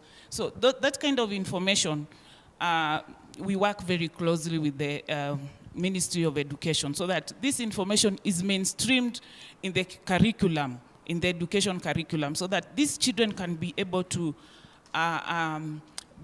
learn about wildlife at a very early age, so that when they are adults, they are able to support us in conservation. So the other thing that we also do, especially during drought, we really need to collaborate with other institutions, because we find during drought now, animals really die, and the main reason for this death is not even forage. Sometimes it's about water. So we reach out to other organizations, our partners, so that now we can be able to build boreholes strategically. We can be able to build, to construct water pans that can be able to store water for a long time, so that our wildlife can also be able to be able to receive enough water, and we can be able to cushion them from climate change. In terms of infrastructure, our roads, we also construct climate resilient infrastructure, so that both the people that are in these protected areas and the wildlife can be able to benefit, and it can be able to act as a mitigation towards climate change effects. So as we go on, we'll be able to discuss more about the interventions that we have. And we also have the policies that guide us. We have the session one on wildlife policy 2020. It actually provides for Kenya Wildlife Service to develop interventions towards climate mitigation and adaptation. So along with that, we work as an organization towards mitigating this climate change and having a resilient ecosystem that can be able to withstand climate change. Thank you. Thank you very much. I can see Ruben is geared, but I want to read out the questions coming out from our social media handles so that the respective institutions can start preparing on how to respond. We have a question: how are budget allocations for disaster management and climate adaptation determined? How are the budget allocations for disaster management and climate adaptation determined? And are the current funding levels sufficient? Number two, how does the Kenyan government take part in controlling the upcoming disaster apart from planting trees? So I think Resa, other means of mitigating. Number three, how can Kenya ensure a just transition to a low carbon economy that does not leave anyone behind? How can Kenya allow a just transition to a low carbon economy that does not leave anybody behind? Thank you very much. We'll be responding as we come to the next. Betty, I saw you, Betty, and Ruben. Who wants to go first? We are discussing interventions and areas of collaborations. Yes. Thank you very much. I want to talk about interventions and area of collaboration with regard to the issue of flood disasters. And specifically, I want to talk about the flood early warnings that we normally do in collaboration with the KMD and other stakeholders. And I want to point out that we have currently 3 modes of flood early warning. One is the comprehensive system whereby we have a network of rainfall monitoring stations and river monitoring stations. And then the data is modeled to give a flood forecast. This one is the only place we have in Kenya currently is the Nzoia River Basin. So there's a comprehensive system that gives a short-term flood forecast and also a medium-term flood forecast. And it has been done with accuracy that can be relied on. This data is relayed to stakeholders through the local FM station, and also an SMS is triggered once a threshold is reached within the Nzoia River. So that is one. Then we have community-based flood early warning system that I would really wish that it could be replicated. This one we have it in the Nyatike area in Migori, the Kucha Migori River. It is a system that was developed some time back, and as WRA, we normally work with communities. We call them Ruwaza. We were able to bring in the upstream communities and the downstream community who are vulnerable to floods. We brought them together, we installed gauges, and we gave the thresholds and lead time, flood lead time, such that they are able to communicate. Once the water level reaches a certain threshold, they are able to communicate with their colleagues downstream to evacuate. Then thirdly, we have, and we are adapting now, WhatsApp groups, WhatsApp forums, whereby we have different stakeholders. We have the professionals, like for Tana, we have the KenGen, we have the Water Resources Authority, we have the administrators, the county government, and also members of the affected communities, where people discuss about the floods, the situation in the river, and likelihood of flooding. So these are interventions that, in my opinion, should be replicated in other flood-prone areas. Very good. Then, speaking to the question of mitigation, apart from tree planting, somebody said earlier that the people who have mostly been affected by the floods are people who live or structures that are within the waterways or that are within the riparian buffer. That is very true. And as WRA, routinely, we normally mark the riparians. And we have even given, we had even given orders in the past for people to stop constructions in certain areas. But of course, you can give orders and not adhered to. But this time, it's unfortunate for them, but the floods themselves. The floods has now come, and it has reclaimed its territory. So many of the people who have been affected, specifically in Nairobi and also the other parts of the country, are people who actually dwell within the flood areas, the riparian areas. And I also need to mention that there's an exercise going on in Nairobi at the moment, clearing the riparian reserve following the presidential order of 2nd May 2024. So that exercise is for the good of Wananchi, because what we saw in Nairobi, we had casualties, we had deaths, so it is only good. And also as a measure, apart from the tree planting that we are saying, is that people would keep off from these dangerous zones, the riparian areas, and let the riparian and the floodplains be floodplains. Because ecologically, floodplains are also important. They should be there, and for a place like Nairobi, it will also beautify the city. If you have river fronts cleared off dwellings and made green to be green areas, leisure areas, an example of Michuki Park, that is what is envisaged. And this one will also prevent disasters like what you have just had. Thank you. Very much. Karibu sana. Our Director General has just walked in. You can salute. Yes, we are proceeding. We are live. Yes, Betty? Thanks very much.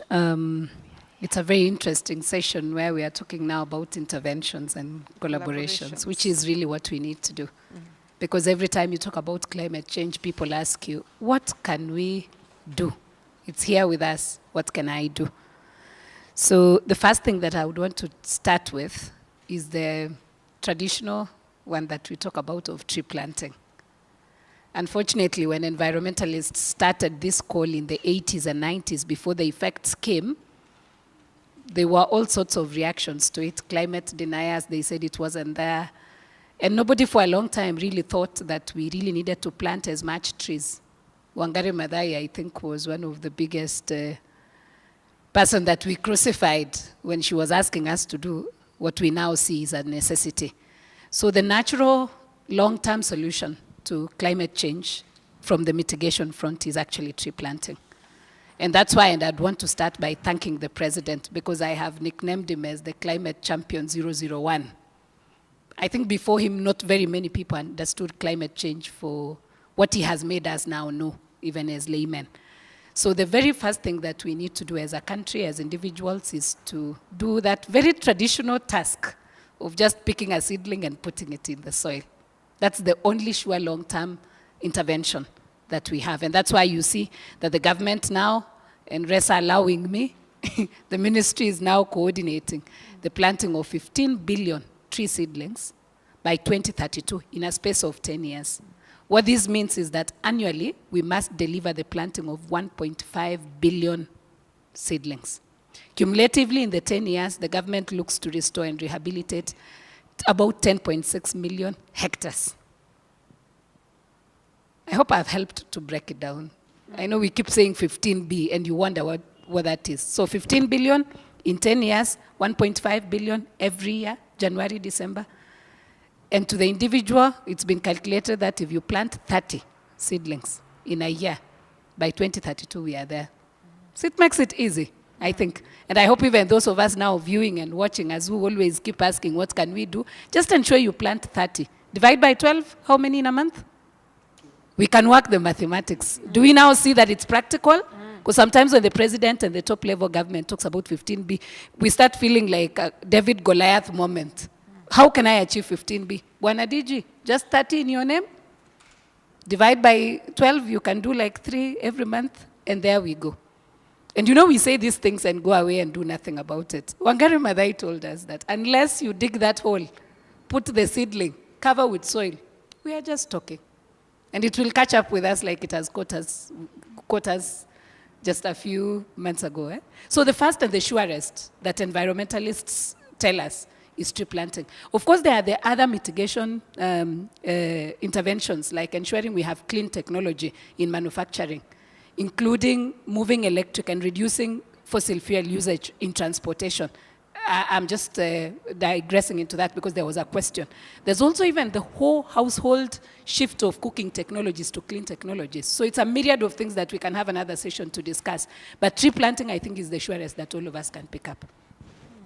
The second, I think, speaking from a KWTA perspective, is to support communities to have alternative sources of livelihoods. Because most of our livelihoods as a country are climate dependent. If you think about the rural areas, they're climate dependent. So one of the surest way is to scale up nature-based solutions so that we can have communities exploiting natural resources that are around us, but in a sustainable way, so that they also have some form of income, so that they can adapt better to the effects of climate change. We've done that as an organization. We've recorded a lot of success. Like I told you earlier, we now have communities who are producing organic honey, you know. They can even access international markets beyond Kenyan borders. So if we develop these value chains, and this is now where collaborations come in, madam, because as an organization, we can only do so much. I think from our time of inception until now, we've supported communities with about, I think, 3,000 beehives now and processing equipment. But these are solutions that we have tested. They work, but now they require scaling up. So if there are any partners in this room, because you said it's a collaboration, we are saying we have tried and tested methods that can support communities socioeconomically, and all we need now is to scale them up, help them to coexist in a good way, in a sustainable way with the environment. The other one that we cannot run away with are the issues of energy. Because as long as our communities are relying on the traditional energy sources like wood fuel, it means that the trees that we are working hard, Bwana Digi, the 30 that you will plant this year, their chances of them living on are going to be slim. Because my grandmother in the village relies on that tree to do what? To cook, and she must eat, isn't it? Are you going to tell them there's climate change, don't cut and cook? The children have to eat. These are things that mothers worry about every day. So if we now start to think of investing in clean energy sources, and there are multiple ways. We've had now a shift from charcoal to briquettes, for example. Kenya Water Towers has supported some communities to produce briquettes from waste. And as long as it is bio-waste, you can use coconut, you can use wheat straws to generate briquettes, so that you don't have to depend on charcoal and so forth. I think the last one that I'll now talk about is on education. The climate change subject, as you must appreciate, is a very complex scientific subject.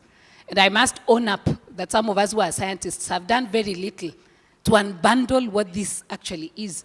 Because you will hear those of us who are in the scientific world talking about climate change, global warming, greenhouse gases, methane, nitrous oxide, things that are mind-boggling, yeah?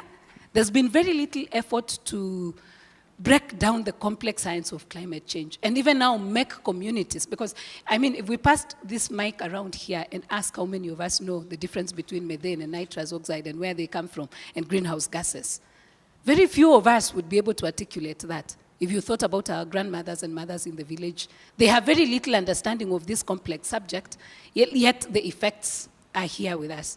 So one of the areas of collaboration that I see, madam, is to have a national kind of drive to simplify climate change and contextualize it in a language that people can actually understand. And this could even be having it in our local FM languages.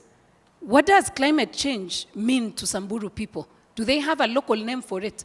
Can they start to have a local name for it? Can they now look at the interventions that they need to do at a local level in their own traditional and local way without necessarily worrying about these big jargons that scientists like myself have to deal with on a daily basis? So that's the other area that I see, because people can only respond when they understand. But now, before we break it down to a level that they can understand, how do we even expect them to respond?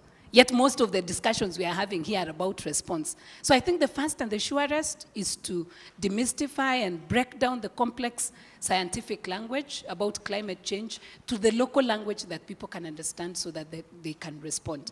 And I must say that there are many ways in which this can be done, and that can also be a discussion in other contexts. Thank you very much. Very well. I can see Dr. is eager. Proceed.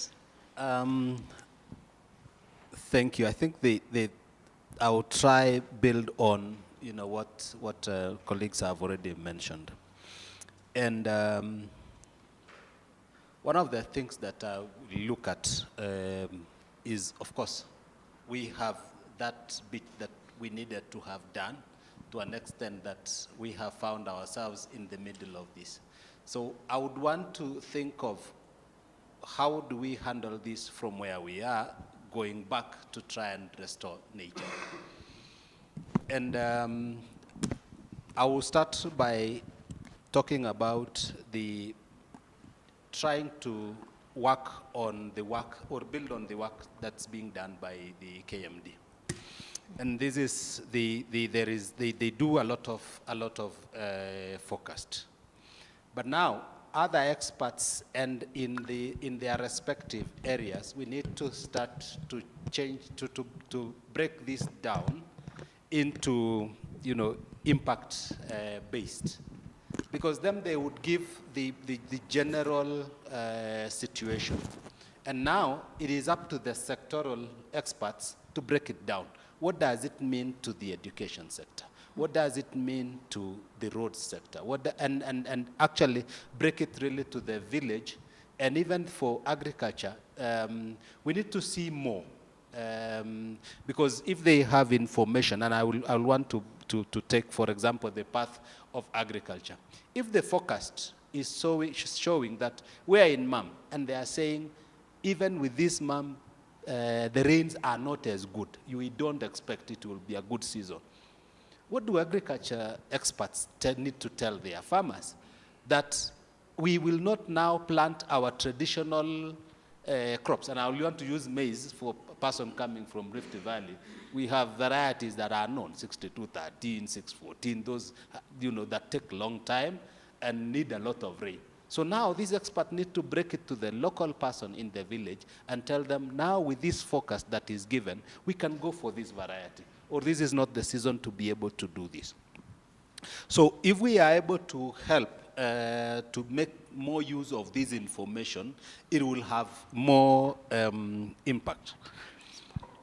Another point is, even with the forecast that is given by KMD and the early warning that is given also on the rain gauges, I want to say that the number of people that these messages reach is still not what we want. Or at least to the level of understanding. At what point have we been able to change the local village person beyond the story of what my colleague mentioned earlier, Ngurumo Zaradi hapa na pale? It's no longer that. It would be, they are able to break it down to what will happen. So how do we make that farmer down there to know that this is what will happen, and they are able to plan appropriately for that? So dissemination of this information, and this is one of the areas I bring in the collaboration, that the media houses, media stations need to help us as a contribution of passing this early warning message without charges. And I think we have tried. From the Red Cross, we've worked very closely with Safaricom. And when we have this early warning message, of course the message coming from KMD, break it down to the local area, and we cause an SMS to be sent to people who are living within that place. And that is their contribution. They do not charge for that. So can we see others also coming in, including now, like for TV stations, that message running down there saying that this is likely to happen in such and such a place. So this early warning, this is how we can collaborate and have many actors taking in their space from the field that they are able to do this. And thirdly is also that responses may not stop soon. But how are we able also to use the information that comes from the rain gauges and the information that we have on the early warnings, whatever it is, that it has more lead time? Because again, if you tell somebody we'll have floods in the evening and you want them to move, really? So we need to provide a little bit more lead time, and that is why working with communities who, for example, those who are living in Nandi Hills and those who are living in Nyando, there is almost a lead time of 6 hours. But yet, while it is short time, but if there is good information from the people, then at least we can lose property, but we will not lose people. So this is the message I want to try, that we can be able to get good lead time. Then the other bit is about now changing how we do, like for agriculture.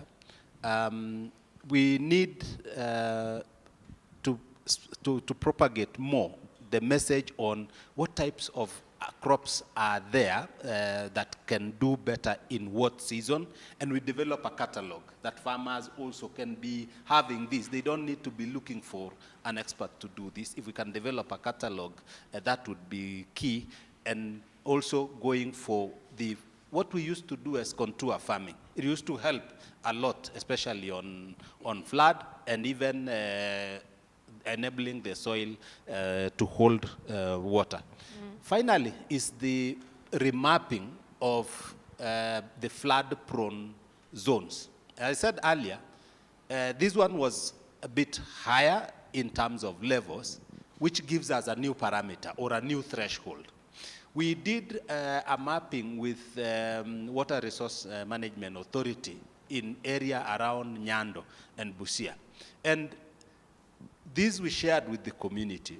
At least the number of people that got displaced thereafter went down because everyone knew, they participated, the community participation in the mapping. Then we went marking the high points where a community was saying the water can get here, the water can get here. So we went pegging along that area. So that was an interagency activity that we did sometimes in 2021. And now I propose that then it needs to be redone so that we look at what are the new levels that have been reached so that we are able to complement our shortcoming as human beings.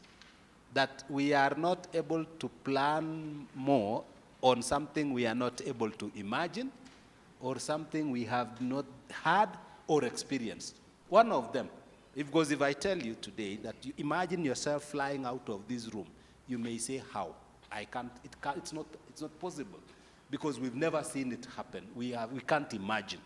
So same case, some of these emergencies come up and we have no experience or heard about it, and therefore we can use the knowledge that we have also gained. Disasters provide opportunities for learning. So we have learned something from what has happened now, and we need to improve even better.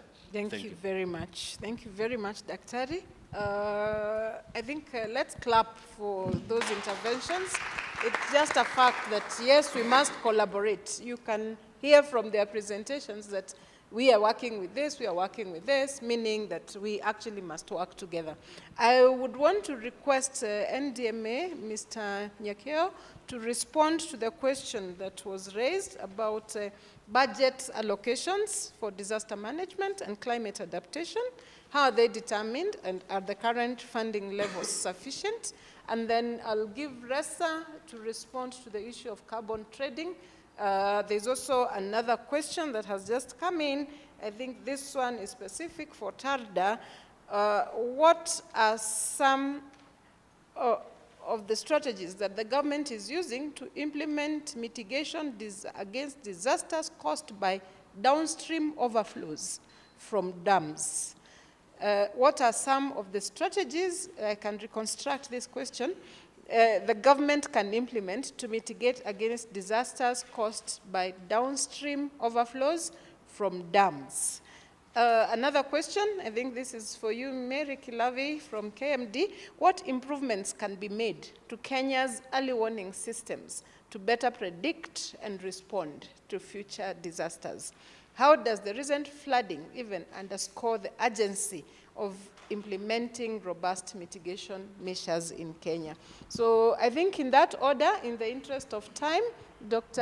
Nyakeo, and then Ressa from the ministry, and then Mr. Muli from TARDA, and then we'll have one round of closing remarks. Your parting shot that you would want to send out as information. Asante sana.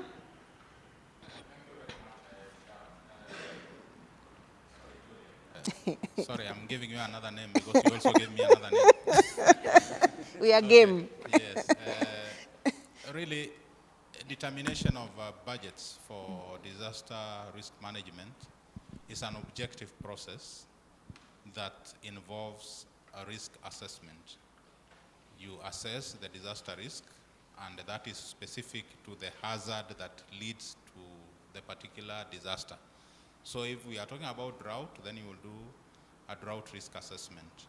And that assessment will give you an indication of what it is that you require to do in terms of resilience and preparedness investments, including the early warning systems.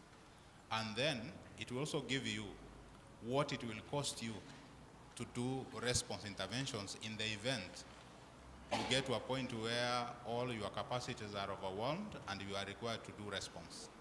So in that case, you have a contingency plan that has to be costed. For the capacity gaps, you have a resilience development plan that is costed. So I would want to say that really, it's not that we don't have resources to do all this. I think what we need is an understanding across the board that disaster impacts all of us, and for whatever role that we are assigned, whatever mandates that we are supposed to execute, we need to factor in the element of disaster risk management into that, so that from the budgets that we have, we deliberately commit resources to invest in preparedness and resilience to the various hazards that we encounter in this country, and they are known. And then we need also to keep in mind that yes, we will get to a point where we require to respond. Then we must set aside budgets that can quickly be accessed to support response interventions. And again, even with that, it's good manners when you are doing anything to set aside some small budget that can help you in the event of the unforeseen. And ordinarily, it's around 6 to 10% of the budget. Set that aside. And then when that is exhausted, then you can look outwards to mobilize externally. Are these budgets adequate? No, they are not adequate because the risk assessments that we've been able to do, especially on drought in the different localities in this country, it tells us there is a lot more that we require to invest than the resources that are available can manage. So essentially, progressively, we require to enhance the resources available so that we are investing more in preparedness and resilience, because at the end of the day, it translates to less in terms of the response costs. So the resources are not available, but the mechanisms for defining budgets are there. It is scientifically done in an objective manner, and then the adequacy is another matter altogether. We need to think about that, and that is why from time to time you will see government going out to resource mobilize from development partners for purposes of supporting interventions. So for me, I would say that we need to deliberately think of how we invest in even very mundane mechanisms that mitigate disasters. And some of these are as simple as deciding that instead of doing a crop that is susceptible to drought, then you go for one that is tolerant or can escape, because it's either tolerance or escapism. If it can escape a drought, it means it's maturing faster. If it is tolerant, it means it can survive a drought. And then that includes livestock, where you are doing sheep and cattle. Probably it's time you start thinking of camels. After all, in some of these places where we are forcing cattle to survive, they have become difficult to survive because we have exhausted the carrying capacity with respect to that species. So we need to look at a more resilient species. Probably we shift to camels, we shift to goats. And over time, we give also the land the opportunity to regenerate and recover. Because we've exhausted the vegetation, we've exhausted the water resources, and we are more or less grappling with all that. So budgets, yes, we have budget. Is it adequate? No, it's not adequate. I think that is my response. Very good. Next, Reza. Thank you very much. I think we are even learning that you can escape drought through farming. Reza. Thank you very much. Before I comment on carbon markets, I think it's key to speak on something that the viewer online mentioned, that other mitigation options that we have apart from tree planting. And as Vicky mentioned, tree planting has the greatest potential to reduce greenhouse gas emissions. That's a given, but it's not the only one. Building on that, the Ministry of Environment released recently the National Climate Change Action Plan for the implementation year 2023-2027, that all of us ought to look at.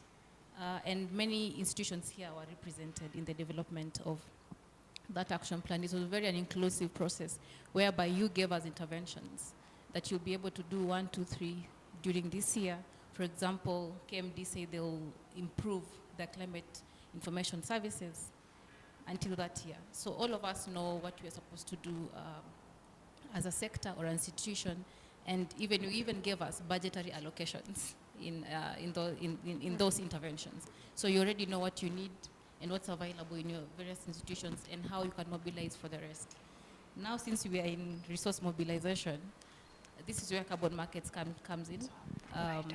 It's a greatest potential for us as a country. It's a very complex field, yes, but it's a very, very good potential for us to resource mobilize. And this comes in through carbon project development that every person here can participate in. You just need to know the process of how to come up with a carbon market project and to take yourself through the process of how it can be viable for you to be issued what we call carbon credits, and then you're able to go to the market. All that said, as the ministry, we have amended the Climate Change Act 2016 to incorporate carbon markets. And to operationalize that, we've developed the first subsidiary legislation, that's the Carbon Markets Regulations 2024, that give us guidance on how you can come from point A to point Z in terms of carbon markets, right? So it's upon us to be aware that the country is ready. We have given you the legal and institutional arrangements for you to participate. And in addition to that, we've designated NEMA to be able to take you through the entire process. So let's leverage on carbon markets to be able to enhance our budgetary allocations. And key to note is that as project developers, they are entitled to give the community a certain percentage as part of benefit sharing. You can see how the community is going to be transformed just based on the regulatory framework that has been put across. And part of the benefit sharing as well will go to the climate change fund, which will be able to address some of the climate adaptation budget issues that you're talking about. So carbon markets, kindly participate. We've already given you the roadmap and the person you can go to ask questions. And I think the key thing that NEMA now has is awareness creation. That needs to hit the ground from now on so that we can all be aware that this is an opportunity for us as a nation to scale up our investments. Thank you. So Lynette, over to you. You've been requested by your parent ministry to demystify the jargon on carbon trading and carbon participation as individuals. We'll come back to you. I want Mr. Muli to move in to the question. There was a specific question. Okay. As it pertains now for the control of floods downstream, we think the government that need to be mechanism of doing more flood harvesting structures that will reduce actually the quantity of floods downstream that may affect the people living in Tana River. Also, we need to leverage, the government need to leverage on the flood walls that by constructing levees, there are areas within the water or in the floor of banks of the rivers whereby you can find it is a weak wall or a weak bank. It needs some mechanism or a program to monitor morphological river monitoring to identify weak points where actually the water, even a small floods can actually have a flood in the downstream by stabilizing the river banks, through construction of levees.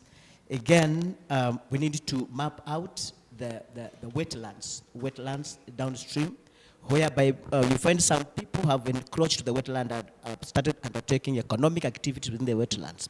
And wetlands have functions of absorbing or storing water that actually may go and cause negative impact to the community.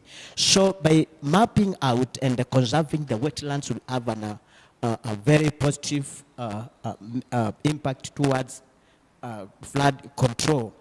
The other thing is about now looking into and maintaining the oxbow areas. You'll find downstream, the Tana River behaves in a manner that is not straight.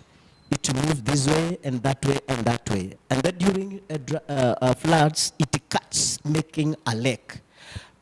Those lakes, one, stores water and reduces the floods in the farm. Again, those lakes provides an economic activities. For example, River Lake Nilotes move with a long way with the water. So you will find where there are those oxbow lakes, there are settlement of those communities. And they benefit when there's floods. When there's no floods, it is actually a famine like any other area. So those areas need to be maintained, conserved, and preserved from economic activities. The other thing is through planting, excessive planting of trees.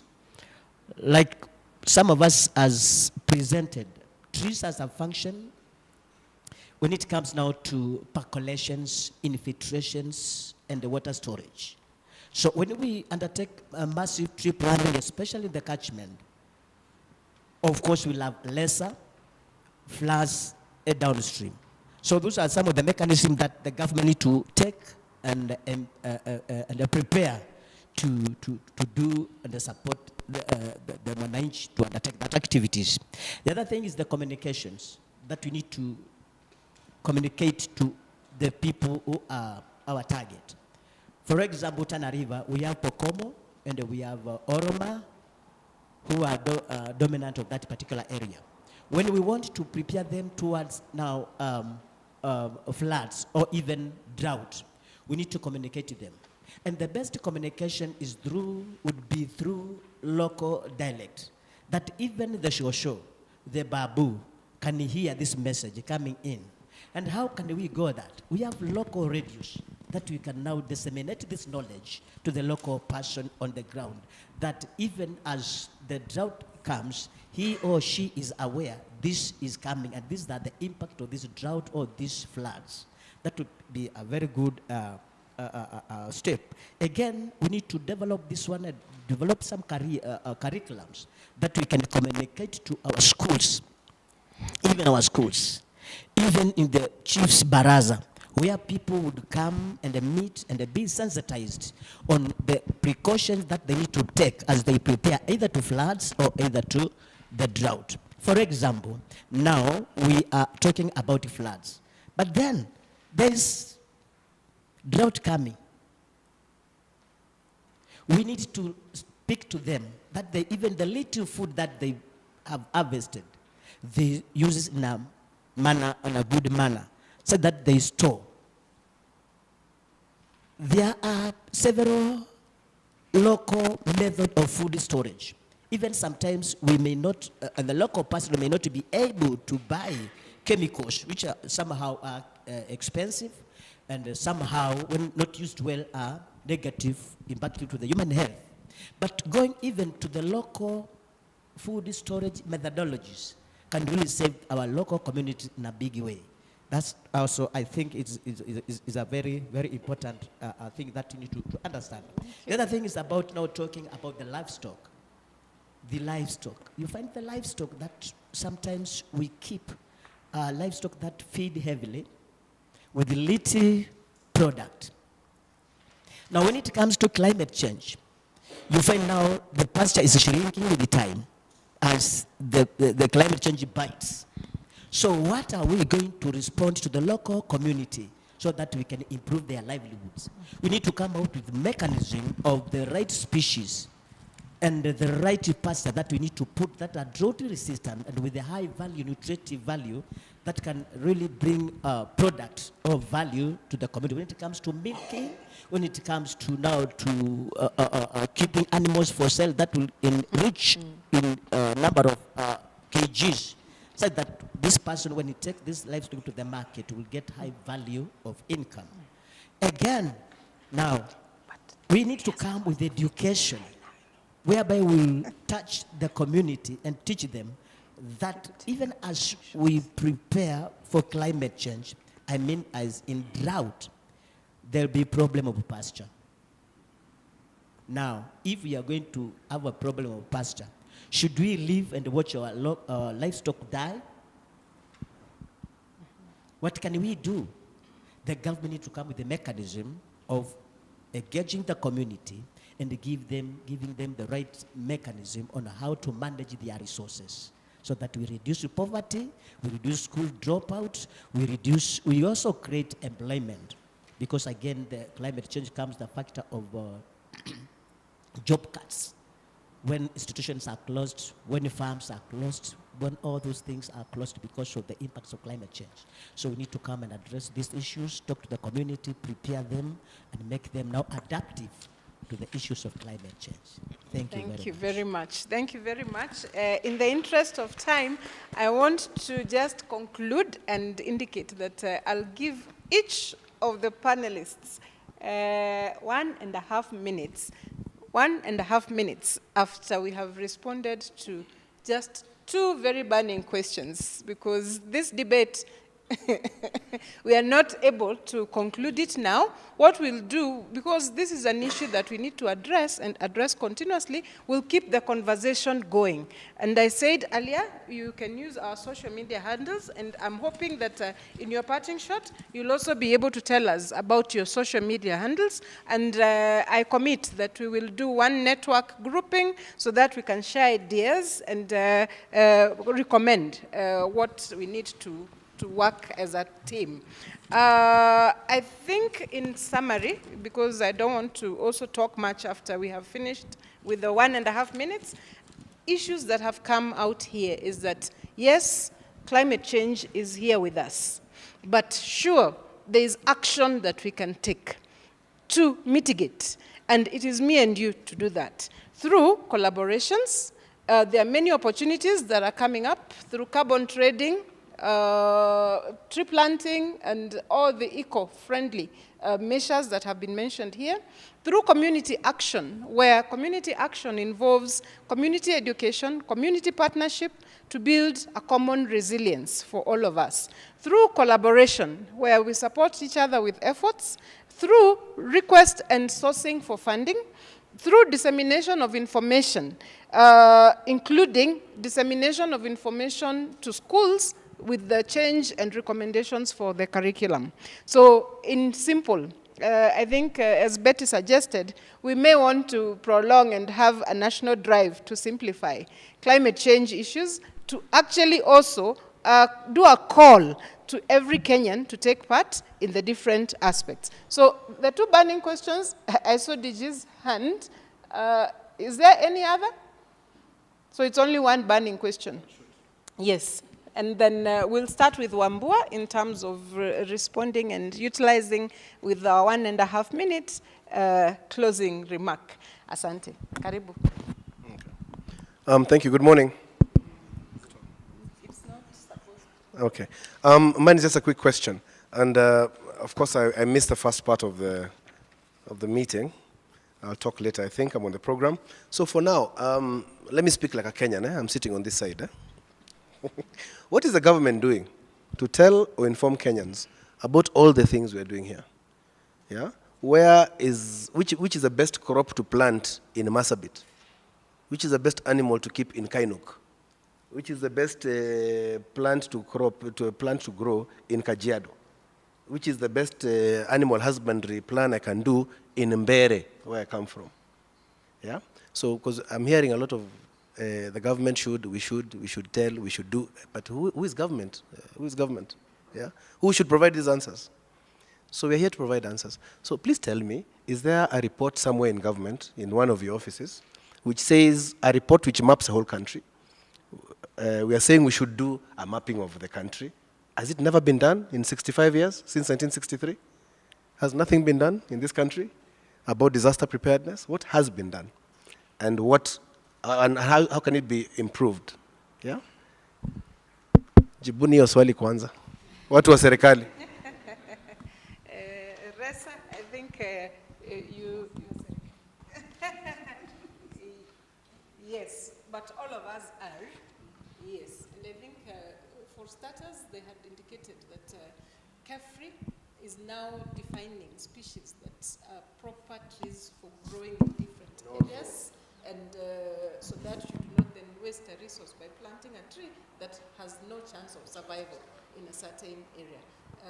And I think they've said they have invested a lot in research. I can see Amos is wanting also to respond. Forest trees and about animals?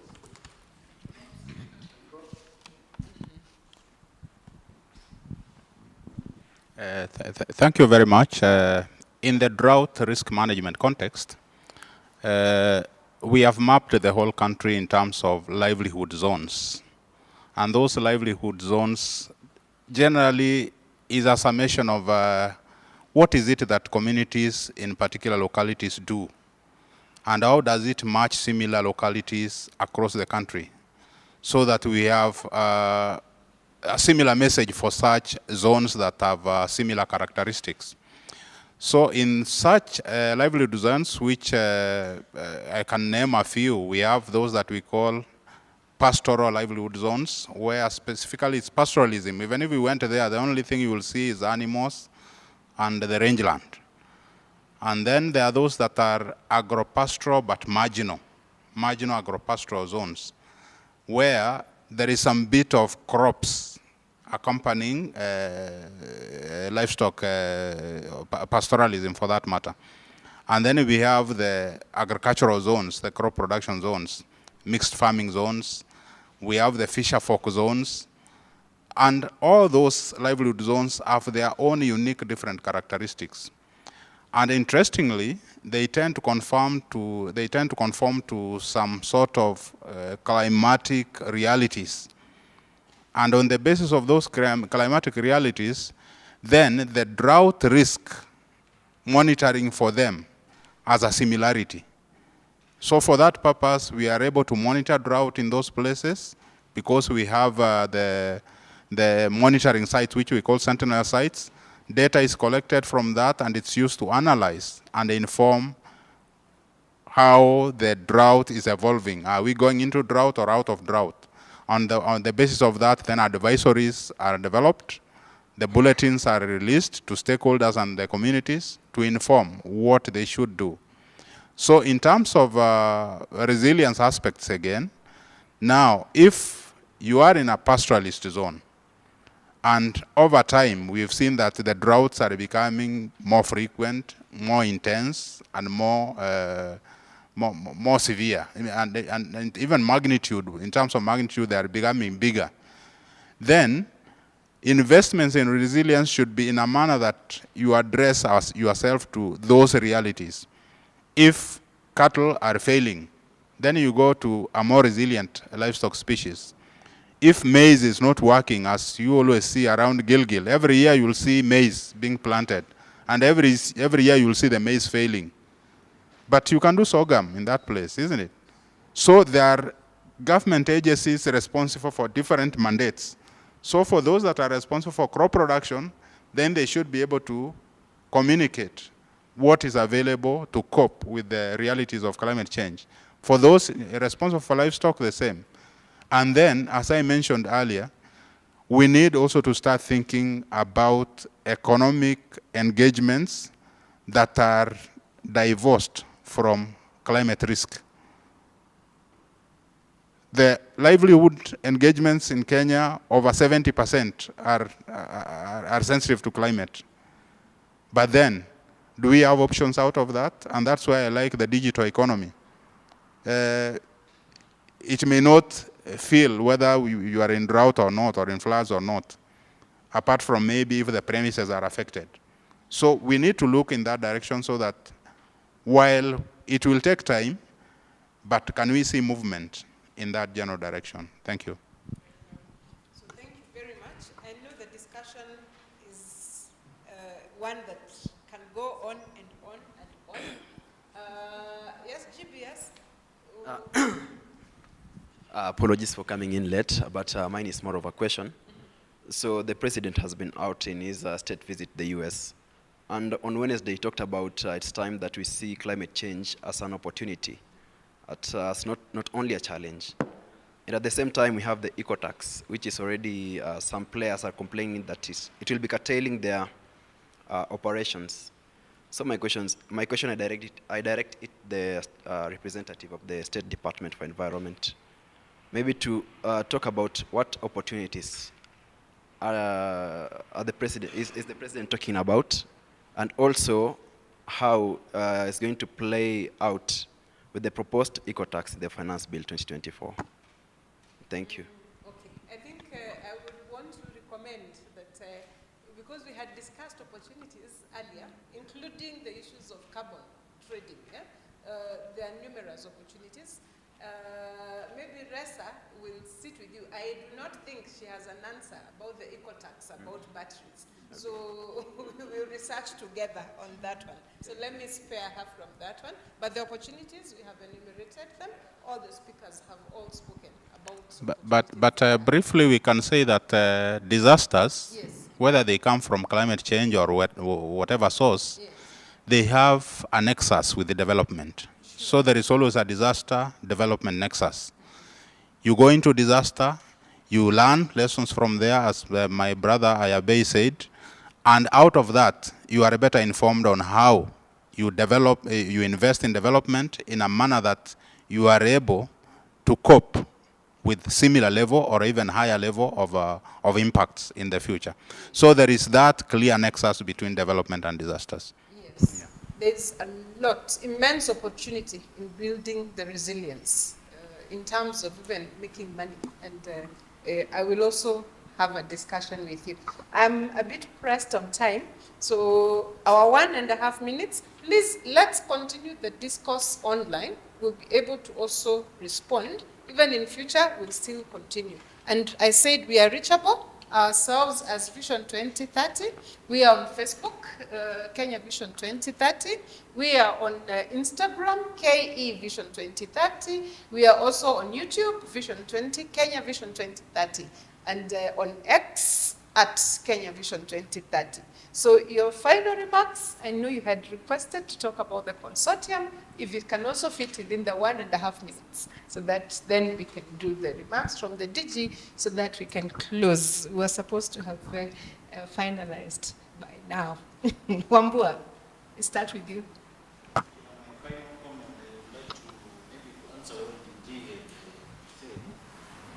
don't know, we need to think about why, because research has been done. Any organization, research organization, and they have disseminated the information. For example, in the zones, the crops to plant or the animals to kill.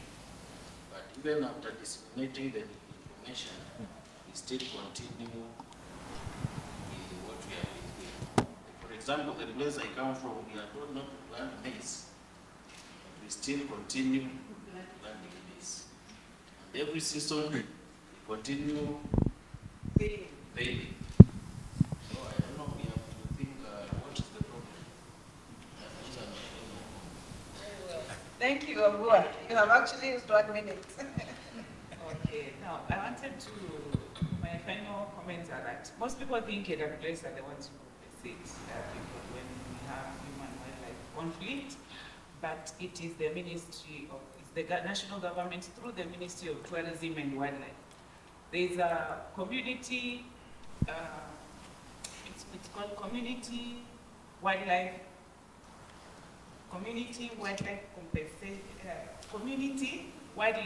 Conservation Committee. It has 4 words. Community Wildlife Conservation Committee. So KWS is a secretary to this committee. So it undertakes its role as a secretary to this committee. That's why when you have human-wildlife conflict, you experience human-wildlife conflict, you report to Kenya Wildlife Service. So that I would want to make clear. And also, as Kenya Wildlife Service, we promote coexistence between human beings and wildlife. We actually don't value like the issue of compensation, but when it comes, we do compensation. But our strategies are aimed at promoting human-wildlife coexistence, and because of some of the shortcomings in the mode of compensation that we currently have, the president launched a different mode of or method of compensation, whereby now we are digitalizing the reporting. Like now, if you experience human-wildlife conflict through your phone, you can just communicate to us, and we are able to process that claim. So that method of payment is being piloted in these counties: Kajiado, Taita Taveta, Narok, Meru, Baringo, and Tana River. And just as a parting shot, today as Kenya Wildlife Service, we are planting trees in the park, so that it will not be good if I end without actually stating that as Kenya Wildlife Service, we also participate in a lot of restoration activities. And in our performance contract, restoration of habitats is under our performance contract because it's a presidential directive. The other thing I want to say as a parting shot is that KWS is very interested in carbon trade. Yeah, in carbon trade, because KWS, we have expansive wildlife conservation areas. And even before these regulations came in force for carbon trade, we already have some projects in the schools in Chulus. So I think we'll be working very closely with NEMA and with ministry so that we are able to benefit from carbon trade. And remember also, conservancies are protected areas. So we also promote carbon trade in these conservancies as a way of actually them getting something and improving their livelihood. So thank you very much.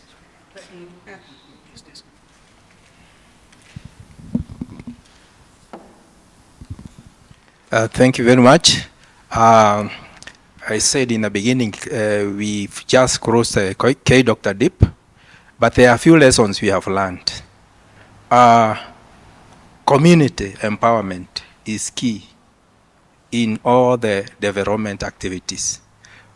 No amount of resources, even from the government, even from our development partners, can replace that human resource from the communities. We have seen pastoralists saying initially that we don't want to play God. Kama ni miti, wacha Mungu aendelee. Hiyo ni shauri ya Mungu. After empowerment, these people have said, yes, we can. We have done it, and I'm sure tomorrow we can do it. And so that is a very important lesson we have learned. We have also found that we can turn what we are calling disasters into into economic use, like floods. We have had the use of flood water. If you go to Kipiti Plains in Turkana, you've seen those communities, how they have harnessed the flood water and planted sorghum, which is a product from one of our research stations, the CALO, Kenya Agricultural Research and Livestock and Agriculture Research. So there is a lot that they have been able to get from the so-called disaster in floods. So we are confident that with the collaboration we have talked about here between the communities, between the professionals, and also between the development partners, we can conserve our environment and we can mitigate most of the adverse effect of climate change. Thank you. kept to time. Hey, Dr. One or two. The first one is to say, I really would want to urge everyone to take disaster risk reduction as their business. It's everybody's business for us to be safe today, and if we have to think about the future generation. So we just have to consider that, and alongside do then the tree planting if life is to continue. So if we take it that way, then it's a serious business for everyone.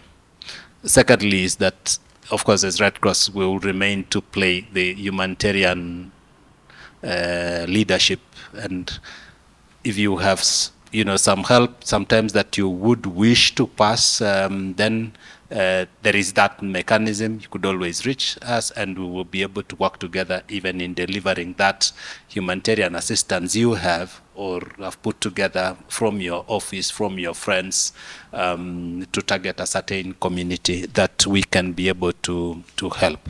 So that is in times of response. But most important is, how do we help our communities to be more resilient? Because there is no dignity in being helped all the time.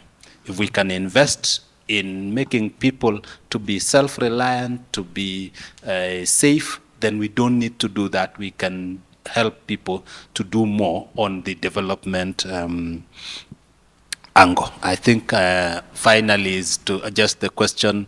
I think I'll see the person in charge of issues of carbon credit, because the idea that is there is that even all of us as people who may be affected by disasters, is that what would happen if we are able to plant trees even on behalf of forestry where they have space, and maybe my colleague here from KWS, if you allowed us to mobilize and plant so many trees in a certain area, can we get the carbon credit? And that carbon credit becomes premium for disaster response. So we don't get the money. If the disaster hits a place, that credit has paid a premium.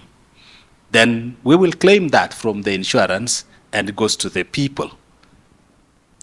I think if we do that, then we can be making a more strategic move in benefiting from this tree planting opportunity for the future. Thank you. Thanks. Yeah, thanks very much. I don't know if my two colleagues will have a chance to respond, but just quickly to Daktari. You have a chance to become a carbon project developer as Red Cross, because my colleagues might not have a chance. All that will be required is for you to think and contextualize the carbon project development area that you'd want to venture in, and I think off you go. And these are very interesting perspectives to my colleagues, that this can actually even become premium that can sort out disasters, because it requires resources, a conversation that should be picked up. But you can become the next project developer for carbon. Two, mine were actually really very short. One is to attempt to answer the DG, and I'll say that climate change has taken us to unprecedented frontiers. We had not been here. The people in education didn't think they were affected until children could not go to school, isn't it? People in interior and askaris thought they were safe. People in roads thought it didn't concern them until they require 40 billion to fix roads from the recent floods. What I'm saying, DG, is that this is a new frontier. None of us has been in this space. What I think we need to do, and unfortunately, is that it finds government when we are still operating in silos. Agriculture, their own, forestry, their own, and so forth. And that's why I want to thank Vision 2030 for bringing this conversation alive. We have a National Climate Change Action Plan. You asked for a document. These are things that I think this conversation can help us to set the ball rolling. Maybe in the next conversation, and I really would desire that we keep this going, because you are able in your own way to bring government together. Maybe in the next conversation, we can track the implementation of the Climate Change Action Plan and see with its learnings. So please bring us together. It is a new frontier. We had not been there before. Please bring us together so that the agriculture, forestry, roads, and industrialization can have conversations together, and we keep learning. The last thing I'd want to say, because I know I'm on the line on my 1.5, is what Wangare Maathai said, that the best time to plant a tree was 20 years ago when she said it. I'm sure now it's 30 or 40. And the next best time is today. So let's go out there and plant as we grapple on how we can come together, solve disasters, and so forth. Let's plant. Thank you very much. Thank you very much. Thank you very much, Juliet. My parting shot, I'll speak to the issue of floods, specifically with regard to what the current floods we've had. And there's an online participant who asked about the mitigation plans for the Lower Tana. What is the government doing to mitigate against the floods in Lower Tana? I would want to say that there has been a misconception that floods in Lower Tana are primarily as a result of the Seven Forks Dam. What I want to say is that there are three major catchment areas that bring water to Lower Tana. One is the Mount Kenya and Aberdares, whose water actually is dampened at the Seven Forks Dam. Then secondly, we have the Nyambene Hills. There's Mutonga and Kathita rivers that go direct to the Lower Tana. And then we have the lagers from Kitui that bring in a lot of water into Tana. So that is the situation. And for the mitigation measures, the Seven Forks dams have played their role in at least dampening the flows from the Mount Kenya and Aberdares. But then there's this plan to build or construct the High Grand Falls dams. When this is done, it will really play a significant role in reducing the impacts of flooding in Lower Tana. There's also a plan to redirect the excess flood water through canal upstream of Garissa into the Fafi swamp. So that one will reduce the floods significantly in the lower basin. My second point is with regard to the climate change. We know that the situation, the extreme events with regard to floods, it is going to escalate. It is only going to escalate. The floods, we expect it to be more intense, and the frequency of occurrence would be more. So this is an opportunity for us to relook or to rethink our settlement. The flood this time is to the magnitude that nobody expected. And I think we should take the advantage and relook at our settlements.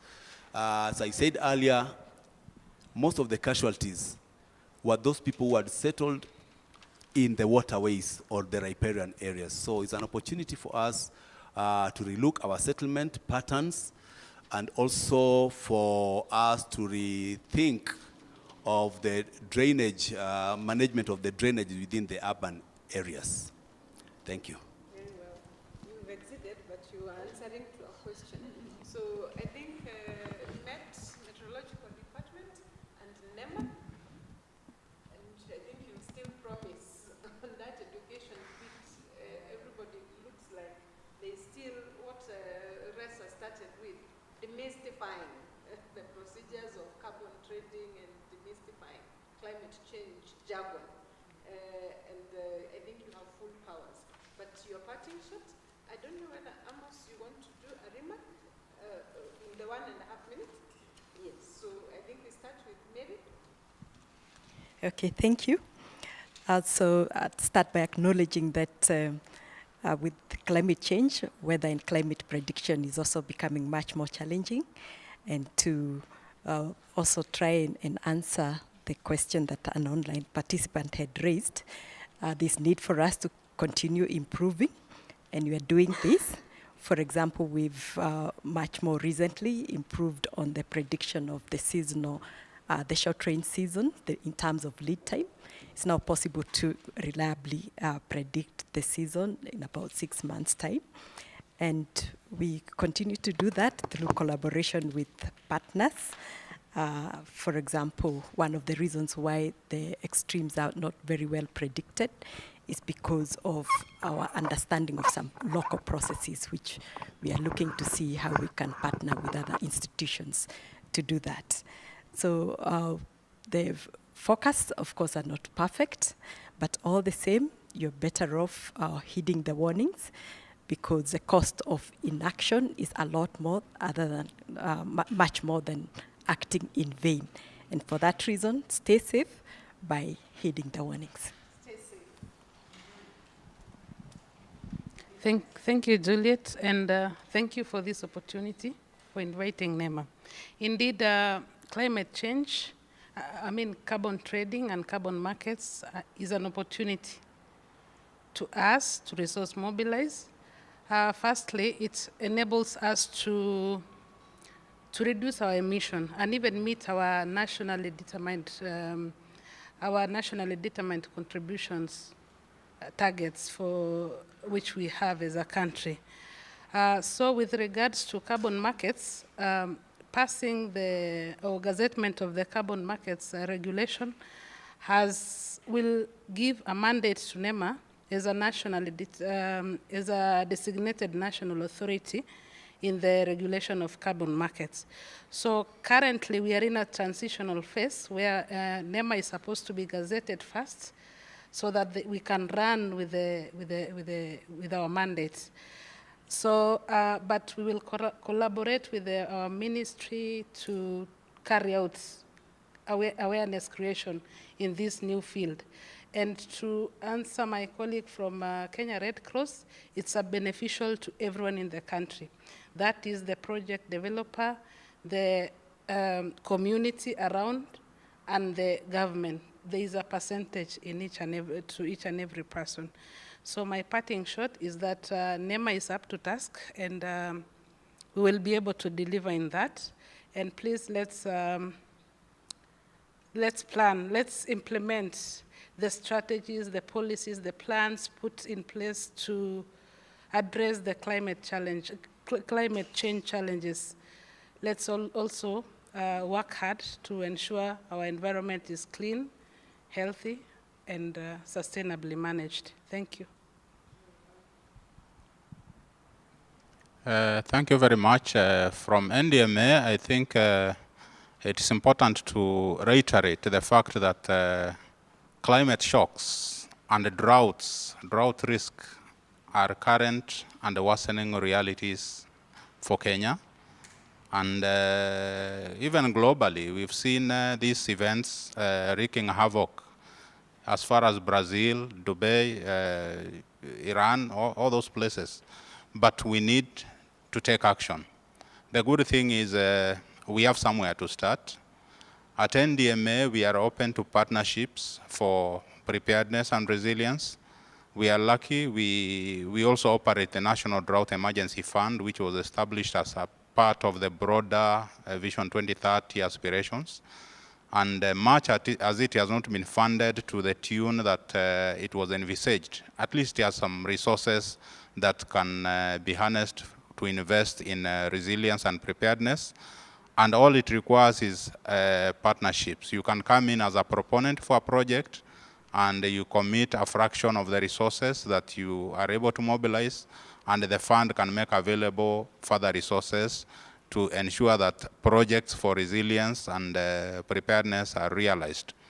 We are also lucky that with the support of the European Union, we have access to some resources that can also support preparedness and resilience projects.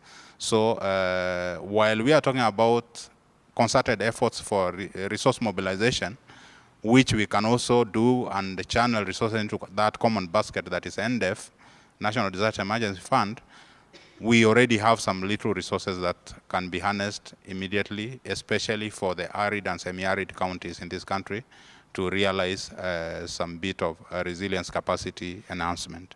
Thank you very much.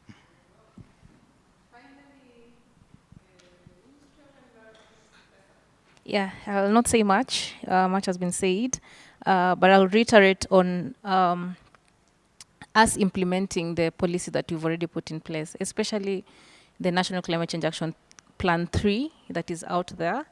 And I would also like to read my minister's post today, as she accompanies His Excellency the President in the US, all of us as a country and all development partners to support us in implementing the nationally determined contributions. I don't know if some of us have read that document, but it's a commitment from Kenya to the globe that we are aiming to do this and this to contribute to the global efforts in addressing climate change. Also a call for us to implement the third National Climate Change Action Plan.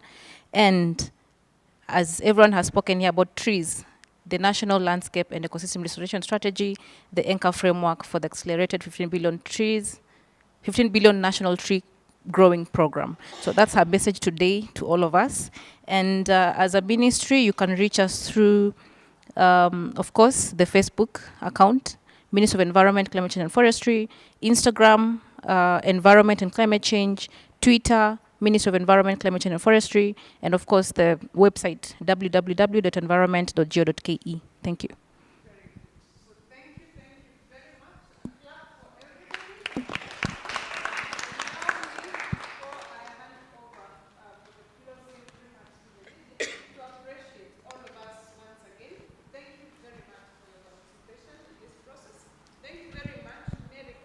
From the Kenya Meteorological Department. Thank you very much, Lillian, from KWS. Thank you very much,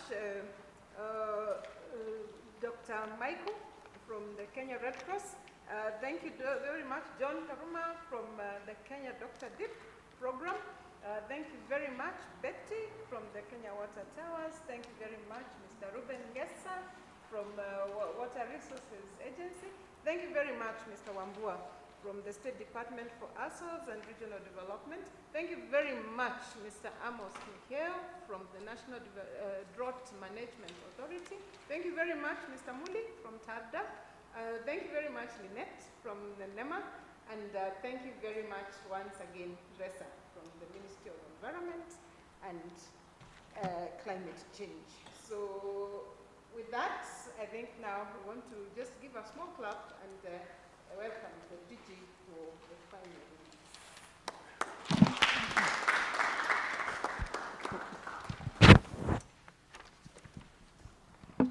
Good morning, everyone. Good afternoon, everyone. Good afternoon. I'm John. Very, very quickly, everybody, Kenya Vision 2030. Welcome to the Secretariat. Protocols, I think, have been done. I normally start my protocols with wananchi. I like to say that we're here to serve citizens, those of us who are in GOK. So I want to recognize everybody who's online, wherever you are, this country and in diaspora. Feel at home, feel connected to this country, through this Secretariat here. And then, of course, I want to thank the people who are here. The reason why we set up this Ruwaza Center is because I firmly believe that we have all the answers we need in this country, here inside this country. When I look at the list of these eminent ladies and gentlemen who are here, State Department of Environment and Climate Change, TARDA, KWS, National Drought Management Authority, Water Resources Authority, Kenya National Highways Authority, Kenya Met, Kenya Water Towers, NEMA. Who else do we need? Who else do we need? Who else do we need to crack this problem? Who else do we need? Yeah? All the answers are in our heads. All the answers are in the ministries and the departments and agencies, and all the answers are in our heads as citizens. It is our work to think our way out of problems. To think our way out of problems. Yeah, let's think our way out of climate change. Gentlemen there, I think I just mentioned, there's nothing unique about a drought in Kenya. There's nothing unique about floods in Kenya. As we speak right now, there are terrible floods in Brazil, as mentioned, in New Zealand, in Azerbaijan, in where there are floods right now? Brazil, I've mentioned Brazil. Uruguay, New Zealand, everywhere in the world right now, there are floods. Okay. Those of us who are slightly older than others will know that there was famous floods in 1961. True? Famous floods in 1960 what? Was there, I'll tell you the feature. Famous floods in 1961. Famous floods Is that okay? Very famous floods, I think, in 1968. Very famous floods, El Nino in 1997-98. How many of you are alive in 1997-98 in the room? Yeah, wacheni kujifanya, okay? So these things are cyclical, all right? And they are global. So there's no way we are going to say there will never be a crisis. There will always be a crisis of one kind or another. If it is not floods, it is drought. And that is because we live in a world called the Earth, which is part of the solar system, and there are other things happening around in the solar system. Yeah? Last week, we had a very big event called a solar flare. Who's aware there was a solar flare last week, which almost put out internet services in the world? Okay? We live in a universe. We live in a solar system. There are things which happen. Okay? So we're not going to sit here and mitigate all dangers. What we do is to be prepared. I wanted to mention about, failing to prepare is preparing to? Failing to prepare is preparing to fail. Okay? So if we don't prepare, obviously, next year, is it going to rain? Is it going to rain later on this year? In October? So if we do nothing between now and October, what's going to happen in October? Same thing. There'll be floods, blocked drainage, everything. People can't go to school. The same thing. And then we will meet and say we need an emergency fund. We need to put money together. Serikali's idea. No. We have to break this cycle of Serikali's idea. Serikali's idea. Let's break the cycle. I want to talk about small actions. Small actions. There's talk about 15 billion trees. The president has put a number there. A number is a good target. It's like Kenya Vision 2030. It's a good target, 15 billion. What does 15 billion mean? 15 billion means you break it down to your level. You break it down to your 2 trees or 5 trees. How many Kenyans are we? 50 million, roughly. Yeah, if you have 5 children, 10 children, plant 2 trees for each of them, you get that number very easily. Let me ask you a question. What's the difference today between Kayole and Muthaiga? What's the difference between Kawangware and Lavington? What's the difference between Umoja and Kilimani? Trees. Trees. Trees. Yes, there's a small elevation change, but trees create a microclimate. So why isn't everybody in Eastlands planting 2 trees so that you can start feeling like you're living in Muthaiga? Yeah? And Lavington. Why aren't we doing it? Simple, small actions. Yeah? Simple, small actions. The whole of Eastlands in Nairobi can decide between now and December, we're going to be green. In 5 years, the whole of Eastlands can be green. Can be. All it takes is people living in their courts and wherever they're living to say, let us beautify our court ourselves. Tupandeni miti kwa court yetu. Tupandeni miti kwa plot yetu. That's how big things happen. Big things happen with small individual actions. The problem is when you wait for government to come carrying 15 billion trees in tractors, in lorries, and then you're told line up, kila mtu chukua miti yako 5 endo kapande. That never happens, yeah? So let's take action individually at our own level, wherever you are. Last thing I want to say is that you should have a very good weekend and implement what you've done.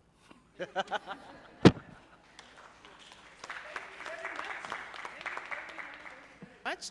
As we did last time in the preparatory meeting, we'll want to take a group photo, and our tea has run into being lunch, so it will be a brunch.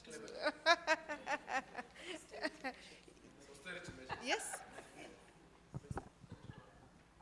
Yeah, so I'm saying that we'll do the group photo, and thank you once again.